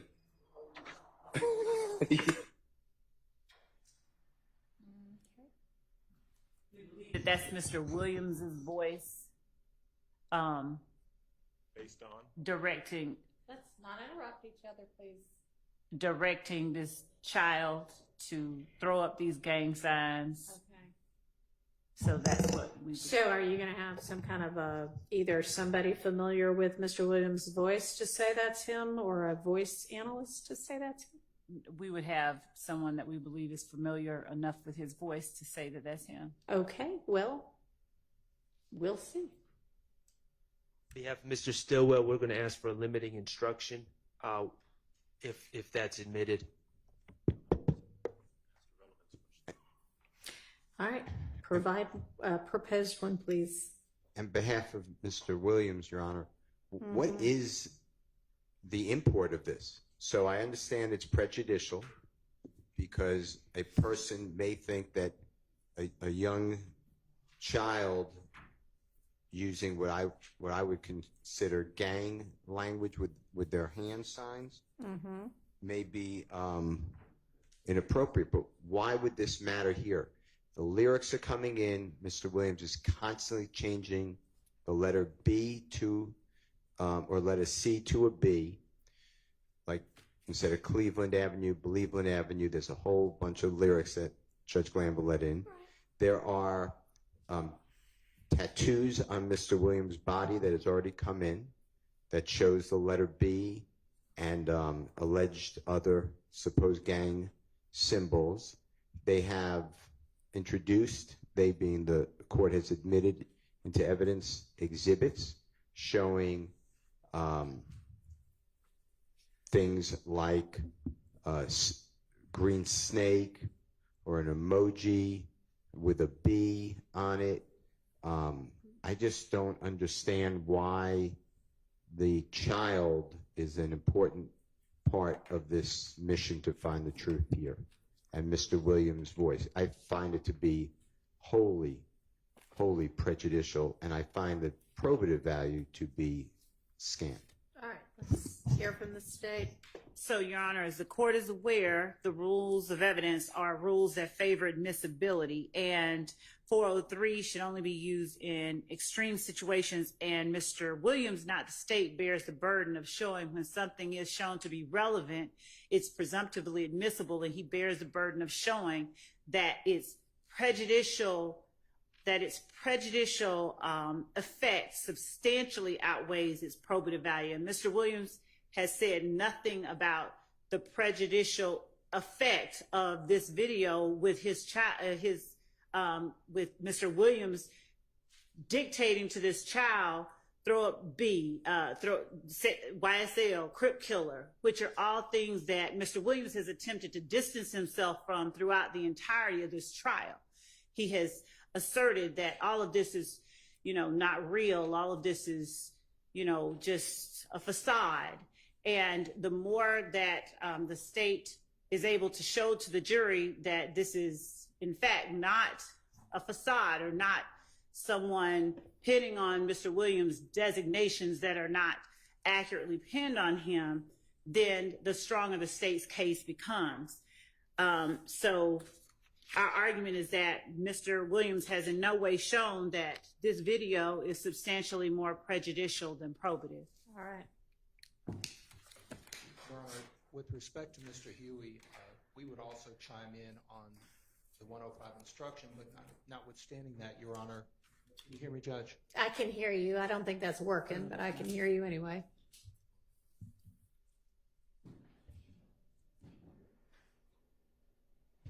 Can you hear me now, Judge? Yes. So we would also ask for the 105 instruction on behalf of Mr. Huey, but notwithstanding that, Your Honor, this is extremely prejudicial from the standpoint of having a child hold up these gang signs and so forth and so on, what appears to be gang signs. And again, this is going to be one of those scant and cumulative aspects of a piece of evidence that if the court allows it to come in, it's going to be drug in for the sake of its prejudicial effect. Clearly what 403 says we can't do. So I would ask the court to take that into consideration. Okay, well, I'm certainly considering the appropriate law. Yes, sir, Mr. Steele. There's also another, I can't find the exhibit number, but there's a video that came in over objection that Mr. Williams is doing something similar, or someone's doing something similar with a child. All right, why don't y'all get me that, and I'll consider whether there might be a cumulative issue here. But with regard to just 401, 403, it's certainly relevant, and I agree that it's prejudicial, which, case after case says most of the state's evidence is prejudicial against defendants. I don't think it's substantially more prejudicial than probative, considering part of the conspiracy they allege is preserving, protecting, and enhancing the reputation, power, and territory of the enterprise by the posting of messages, images, videos, and songs demonstrating alignment to the enterprise and a willingness to engage in violence on its behalf. I mean, it's wildly probative to that. And Your Honor, we're also going to ask for a Rule 105 instruction on behalf of Mr. Kendrick. And we echo the comments made by the others. Okay. Yes, ma'am. We don't believe that a 105 instruction on this type of evidence is appropriate. It's not a testimonial piece of evidence, a testimonial statement. So we would ask that a 105 instruction not be given in instances where this is the evidence being presented. And we would also submit that Jeffrey Williams is alleged to be the leader of this gang, and in having or directing this child and other children to do things like he's doing, he is, in effect, he's starting early and starting young. That is part of the state's theory in this case, that this gang recruits young children, and this is what it ends up being. Judge, I think there was a piece of evidence that came in on, or we reviewed a child on yesterday, if I'm not mistaken, that we saw in an image. He was either posting. Yeah, but I don't remember that being anything that the child was doing in response to somebody directing them to do it. I think it seemed like the child was, I mean, I'd be happy to look at it again because that's not specifically what I was looking at it for then. But if that's what y'all are thinking about, you know. Well, that's one at least that immediately came to my memory. And do you recall that child was doing that in response to somebody directing them? I'm not sure if there was sound associated with that particular image, but it was certainly at the direction of an adult, and then the child was. Was it Mr. Williams? I believe it was. Yes, Judge, it was. It was the one of the two videos that you saw on yesterday, and when you listen to the sound, it's exactly the same thing. The child is being directed, and in fact, it's the same child. Okay. He says Big B, Little B. He doesn't say Crip Killer. He doesn't say YSL. All right, that is not cumulative if that's the only one that y'all had in mind. So that's I'm overruling those objections. Okay. I think that takes care of that witnesses exhibits, at least for now. Martinez Arnold. I see there's a plea agreement in that one also. Same grounds as before. Is there anything in particular on that one? I know there was. This isn't the same one we talked about before, is it? No. Mr. Sledge. Okay. It will be similar ground. You know, he's testifying, so why do we need a plea agreement? And the state wants to put it in, my understanding. And it would be continuing witness because it's a statement, and he could testify to whatever, and then he can get impeached. All right. Well, continuing witness is only about whether something goes out to the jury or not. Correct. So that's not relevant to whether it actually comes in or not. And then it's the state's intention to use this only if you need to impeach him as to something? Correct. Okay. Correct, Your Honor. And if he's truthful, then we don't need to accept, I mean, if he's truthful, then we don't need to go and show and introduce this as an exhibit. And I'm assuming they're talking about the factual acknowledgments, not the conviction itself. I don't know. Let's find out. Are you talking about the factual acknowledgments? I am talking about the factual acknowledgement, and then there would have to be a proper purpose for the guilty plea, which there could be one, but I didn't hear it yet. All right. Is there anything about the factual acknowledgments here? Like, I know that last one y'all were saying, I don't think this person has any firsthand knowledge. Is there anything like that I need to look at in particular? Okay. All right. And so for these people, you just intend to have them admit they pled guilty? Okay. So this wouldn't be relevant at all unless they say, no, I didn't, or no, I never asserted that fact, or this would be. So right, or that he was forced, or he didn't know what he was doing. Right. I think the certified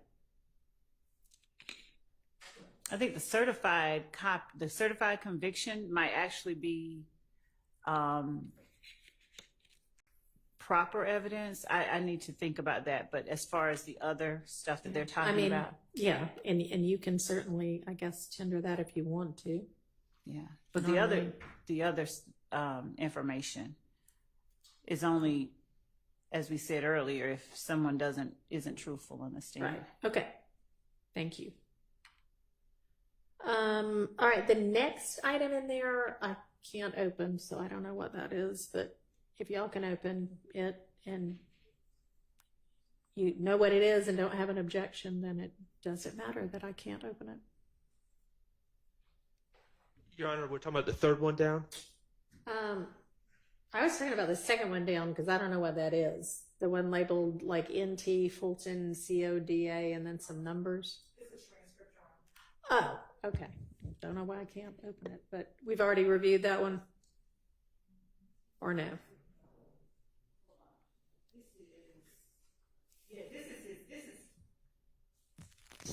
So this is a transcript of an interview with Mr. Arnold, and there is no need to enter this or use it unless we need to impeach him. Okay, and I assume it's a certified copy that y'all would use if need be.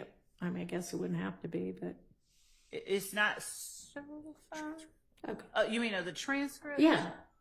It's not certified. It's just It's a hallway conversation. Say that again. It's a hallway conversation. It's hallway not, conversation. It's not in court. It's a 130-page transcript of a conversation. Oh, Interview. It's not a transcript of the guilty plea. Right, no, Okay. it's an interview. Thank you. It's an interview. That's what I was saying. Okay. It's an interview. It's a transcript of an interview, which you don't assume you'll be using unless you have to refresh his recollection or impeach him. Right, Okay. that's what I was saying. All right, no problem. How about this next thing labeled recording? And let me just say, I don't know what Mr. Arnold's going to testify to or not testify to. To the extent that the state is ever planning on just playing I understand targeted impeachment, but and if I've fallen short of expectations, I apologize, but I have not reviewed this transcript for any extraneous, irrelevant, prejudicial. And and thank you. Y'all don't intend to wholesale use that. If you did, that would be a problem. Needs to be targeted. So yeah, just regular old trial evidence. Okay, thank you. All right, and this next thing, which is maybe some sort of a musical recording. I think that this is the interview itself. Ah, okay. I opened it up and it shows a musical note. I guess that's just my media player. Okay. And then this last thing is a picture. Photograph, yes. Any issues on this one?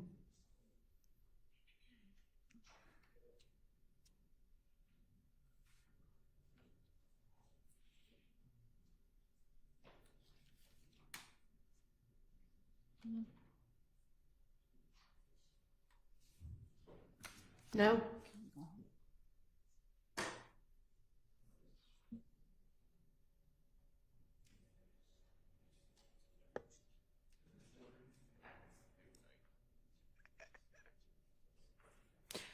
Okay, moving on to Officer Munson then.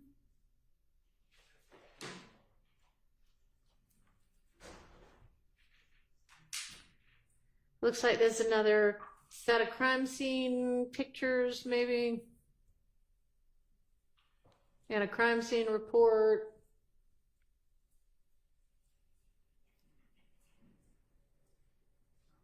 Couple of crime scene reports. Any issues on those?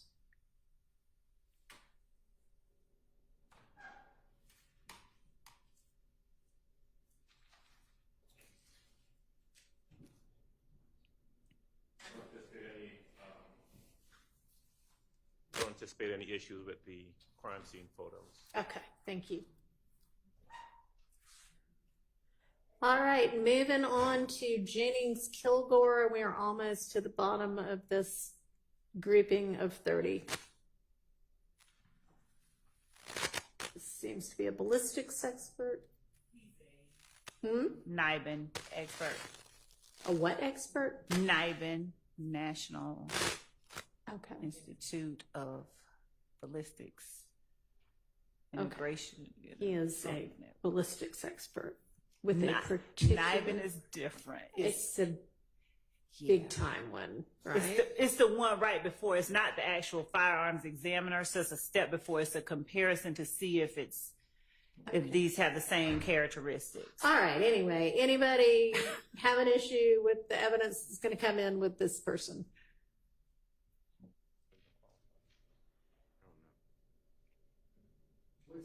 I'm sorry. What is this?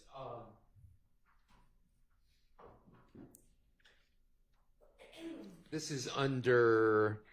I'm trying to find out specifically where this. It's under the NIBIN reports. I don't know if I'm pronouncing that right. NIBIN charts. There's a document labeled Operation Planters NIBIN chart. Okay, I can't open that one either, but. Yes, and that's a summary of NIBIN matches that were. I'm having trouble seeing it in detail, but. Yeah, maybe because the black on the blue is a little hard to read. And we're all old and have old eyes.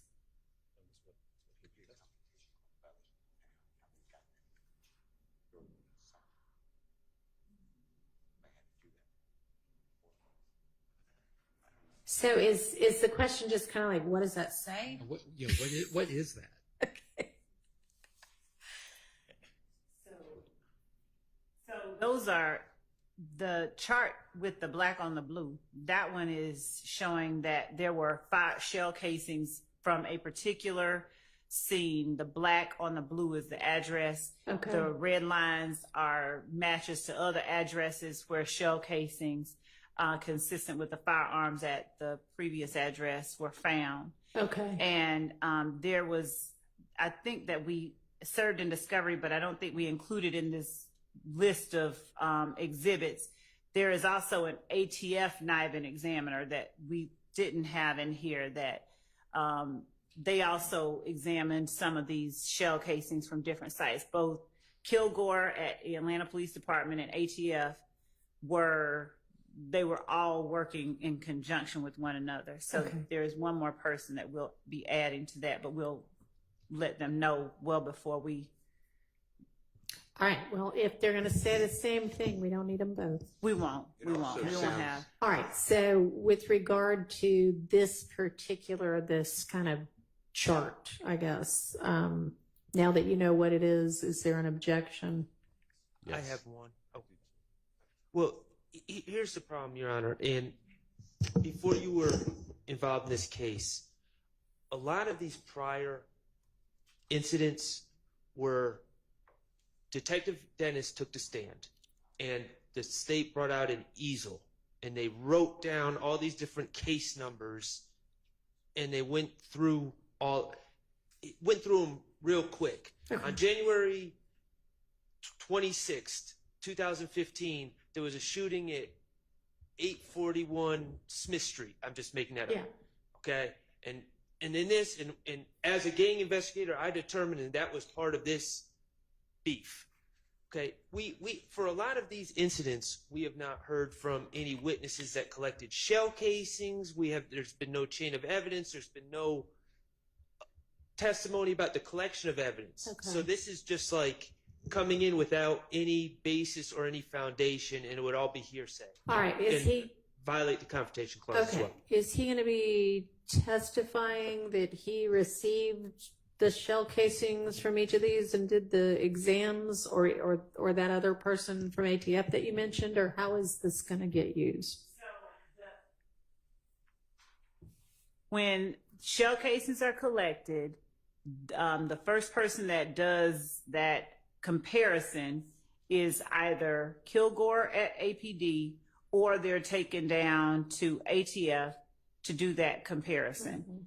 What Kilgore or the ATF NIBIN person would say is this shell casing here was consistent with or had the same general class characteristics as this shell casing over here that was found at this scene, and produce what we call a hit. Right. So is Kilgore going to be able to testify that for each of those blue boxes, he did an examination or comparison, and that's what he came up with? Yes. For everyone that we have a match for, either Kilgore or ATF, Kilgore or ATF did that initial NIBIN comparison. I'm not sure what the objection is. If we're not going to have him talking about something somebody else did. If that's okay. So I think one of the objections is that thus far we have not heard shell casings were collected from this firearm scene and provided to Kilgore, and then Kilgore obviously would say, yeah, I got them and I did this evaluation. Is that all of that foundation is going to have been laid in evidence by the time he gets here to testify to this? Yes, that's why we have the crime scene technicians coming up talking about what they collected. Right. So it sounds like by the time we get to this, that will have been done. Be a two-way connection, though. It can't just be we collected. I'm using an example. We collected. Certainly, we've had the crime scene, or we will have had the crime scene technician, I believe, from the January 10th incident. So we'll know what was collected, and it was sent to Kilgore, and it was sent to NIBIN, and we get that. But if they're going to say, well, it matches another crime scene, the expert in the lab can't say that unless we know. They can say, I guess, presumably it matched another bullet in the database or something like that, but unless there's a link to an individual crime scene, yes, we collected this and it matches up, that's still based on hearsay. Kilgore or whoever the expert in the lab would be testifying based on hearsay about where that other ballistic evidence was collected from, unless we hear from the person who collected the evidence.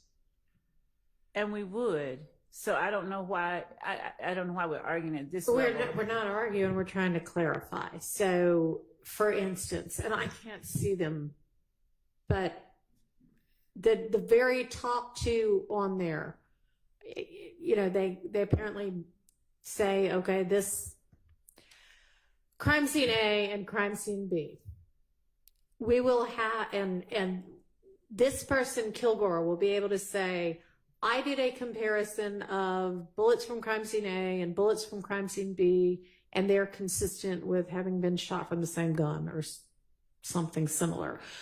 The question on the floor is, okay, will we have already heard not only the chain of custody for Kilgore getting the crime scene A bullets, but the chain of custody for Kilgore getting the crime scene B bullets? Yes. So we would not have... Yes, all of the foundation. I don't think chain of custody, like, you know, specific, like every link in the chain would be necessary, considering we would have the crime scene technician who would have collected it. We would have the testimony that when the crime scene technician has collected it, it comes to my department, my being Kilgore. This is the case number 150261534. And I compared it to case number X. Okay, so we will have both, just so I make sure I'm understanding you. We will have a crime scene tech from crime scene B say, I collected all of this, and I gave it to the crime lab. Or whom, I don't know if this is I put it in evidence. I put it in the, you know, box or whatever they do. And then we'll have Kilgore say, here's the way evidence gets to me, and this got to me that way. Yes. Okay. Does Yes. that answer your question? I mean, I guess it's yet to be determined whether we will hear all of that evidence, but the objection is going to be, if we don't hear all of that evidence, he can't testify to this.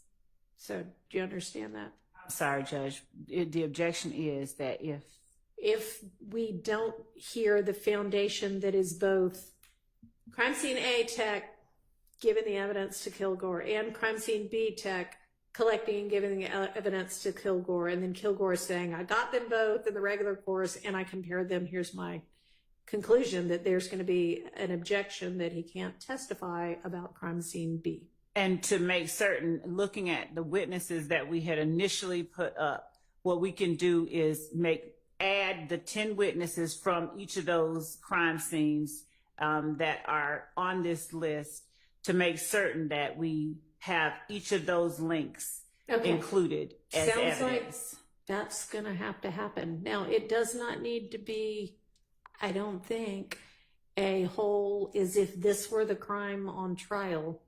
It would just be, it can just be, I'm witness number 1 through 10 that I'm adding on. I collected this one. I went to this crime scene at this date. I collected this evidence. I gave it to whomever. Right. Which should take 10 minutes. Okay. All right. She plans to now do all of that. Unless y'all want to stipulate that those bullets got to the crime lab in the normal course from whatever crime scene, which I don't see happening. So, okay. All right. So anything else with regard to Kilgore's, the evidence that would come in through Kilgore?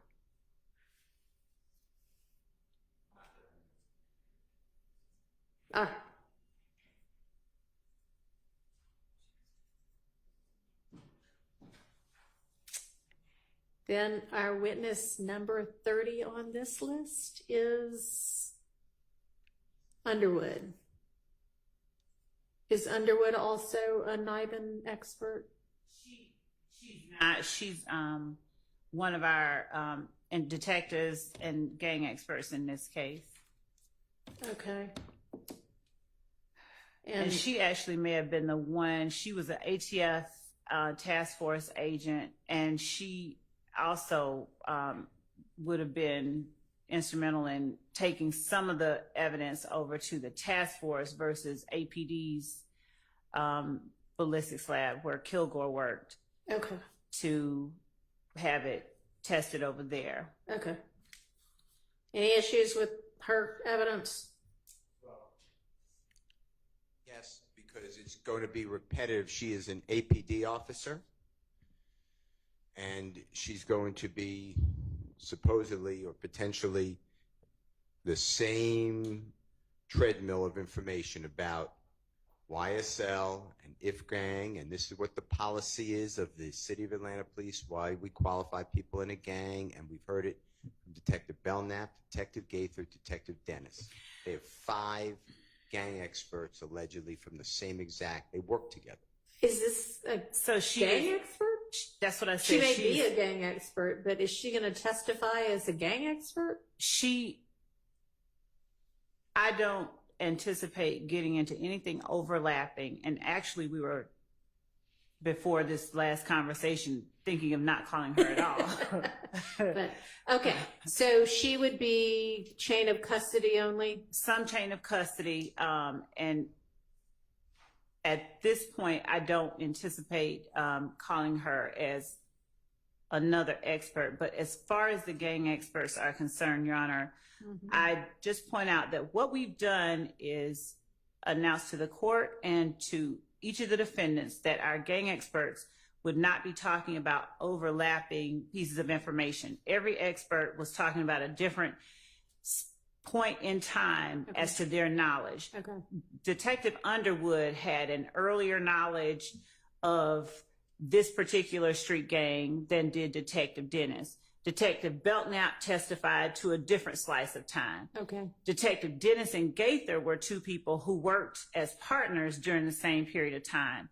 But when we are alleging that this is a street gang that has existed from 2012 up until 2022, during the time of this indictment and even after, and we have every step of the way had cross-examination questions and the rebuttal assertion that this is not a gang, this is just a music label, and none of what you see really amounts to what the state is saying, to have gang experts who have an expertise in particular cuts of time that the gang existed is not cumulative. And the very fact that some of what they say overlaps doesn't in any way make what they're testifying about so cumulative. I understand. All right, so has this person already testified as a gang expert? She's not. She's just been qualified as one. Okay, so you do not anticipate having her testify in her gang expertise role just as custodian of whatever this evidence and getting it from one place to another then, is that right? At this point, like we said, at first we were, and then we were like. All right, and I would think that if for whatever reason you decide that's something you think you need to do, let's address that, because I don't think we need to hear, and I hear you saying we haven't heard the same thing, but we don't certainly moving forward need to hear the same thing. So, okay, that's clear. Thank you. Your Honor, as the state is announcing that she's just going to be, Investigator Underwood is just going to be a kind of custodian of or transferring evidence from one place to another, I assume that the operation planner's NIBIN chart and the operation planner's NIBIN lead's new chart will not be introduced through her? Well, none of it's the same or substantially similar to what will be introduced through Kilgore. I agree. I just noticed that in the folder. Yeah, I mean, they do. I don't know why, but I can't open a lot of these on this computer, but is that the same thing or is that something different? It's a colorful picture showing like a flow chart involving the information that Kilgore has. Generally the same? It's all the same information. It's just presented. It's more colorful? Yes. I mean, pick one or the other. Okay. All right. Is it easier to read than the other one? It is. Okay. Well, you can always switch the witnesses that you were going to use that for. But yeah, we don't want to see it twice. But okay. All right. That gets us through our first 30 bucket. We haven't done Mr. Sprinkle. Well, yes, other than Mr. Sprinkle that everybody wanted to come back to. All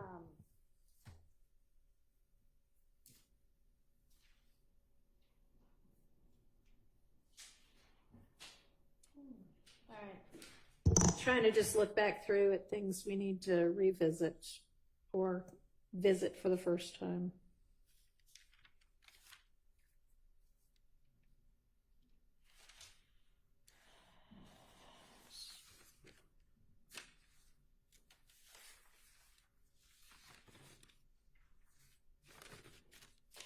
Okay, so I think this is a good place for us to stop today. And then, tomorrow, other than the potential hearsay and CAD reports, which we can take up, we can either move to the next 30 and do the same thing with regard to them, because they're going to have to be done at some point when the jury is out, or y'all don't seem to want to reach the wiretap stuff yet, but as quickly as y'all can specifically identify that and get it to the defense, then we can get to that. I think it'll be easier once they actually have targeted information about that. Yes, sir.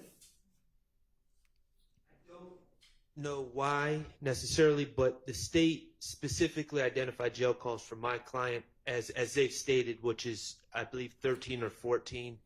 I've reviewed those. Okay, so tomorrow we can tackle those. And okay. I'm just warning everyone, other people, not in a, I'll just say it affects. Alerting everyone. I'm alerting everyone that it affects more than just my client. Okay, so everyone might want to take a close look at those before tomorrow. Okay, anything anybody needs to put on the record, make suggestions about for how to be efficient tomorrow, anything like that? Your Honor, it states exhibit number 55W, which would target the child with the hand signals. Okay. If you can, it's 55W has been shown to the jury. Would it be easy for somebody to pull it up on screen for me? And is this just a still photo or is this a video? A short video. Okay. It was played for the jury. All right.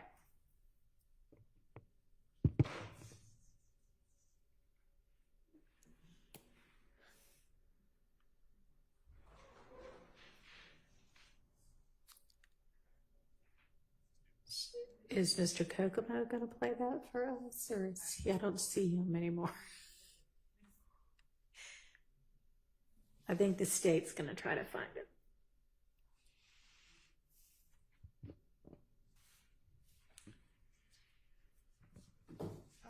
Yesterday, I just don't remember that, but it's one that was played months ago. Yeah, you come outside the house. Okay.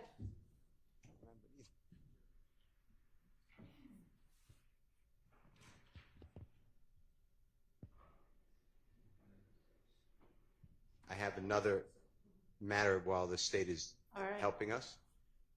Can I just tell you a case? Mm-hmm. Okay. So I believe that my concern about when it's dealing with the RICO conspiracy in Brutin, and then the person in custody is giving a statement, confrontation clause statement, talking about the enterprise, let's say. Okay. I have found that my argument has been rejected, and this is the 11th Circuit, United States versus Espinoza, ESPINOZA. It's 635 Fed FED period APPX 739.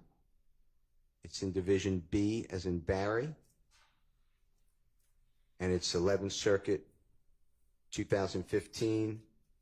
And the 11th Circuit found that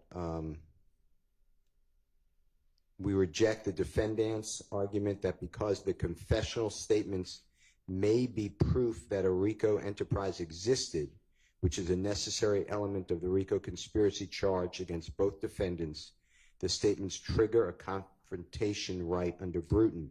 If the defendants were correct, then any incriminating statement made by one non-testifying co-conspirator would be inadmissible against the other, whether or not the statement facially incriminated the other co-defendant. Brutin's narrow exception to the general rule of admissibility does not extend this far. That's what I found. All right. So it only triggers what we were saying earlier, Mr. Stillwell, Mr. Williams, but I was saying YSL or the crew, and I cannot find a case that supports that. All right. I appreciate you bringing that to the court's attention. Every attorney has a duty to be candid with the court, even if the case law does not favor the argument they wish to make. And so I appreciate that, because I have to say, unfortunately, everybody doesn't do that. So thank you for doing that. Okay. Do we have this ready to play? Oh, okay.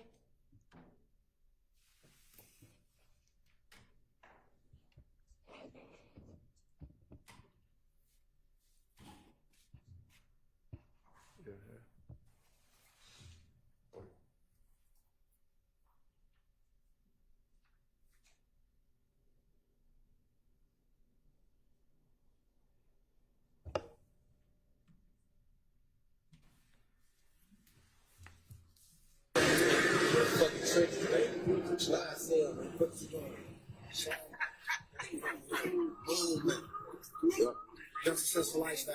Oh, yeah. Real fucking bleed. Sleep, aka bleed, nigga. Yeah. Slash shit. Man, butt mud. We do this every day. Every day, kitchen, and it's BI. Fuck yeah. I thought you were gonna put you on the camera. Go on the trench, man. My scrap. Yeah. I didn't baby. Throw it up, baby. Throw it up, baby. Nigga. I want to give a special shout out to the niggas. Throw it to love. My niggas, man. Watch your nose. Watch your nose. You know. Watch yeah. Niggas. Big B. Big B. Big B. I know this shit. Little baby rolling B. Little baby rolling B. This ain't no industry shit. We don't see it. They ain't fucking slump in the fucking trenches, man. Yeah, that's actually the one I was thinking about. I mean, that child starts doing all that stuff unprompted and then maybe gets encouraged to do a little bit more, but I don't think that that shows the same thing as the other piece of evidence that we were talking about. So thanks, but my ruling stands on that. Can we have a continuing objection if I need? You may. All right, I'll see everybody at 9 in the morning. Judge, yes. One thing we did reserve, if you recall, waiting for the order from Judge Glanville on witness number 26, that's Dennis, particularly number 74. We can deal with that tomorrow easily, though. Great. Dennis, number 74.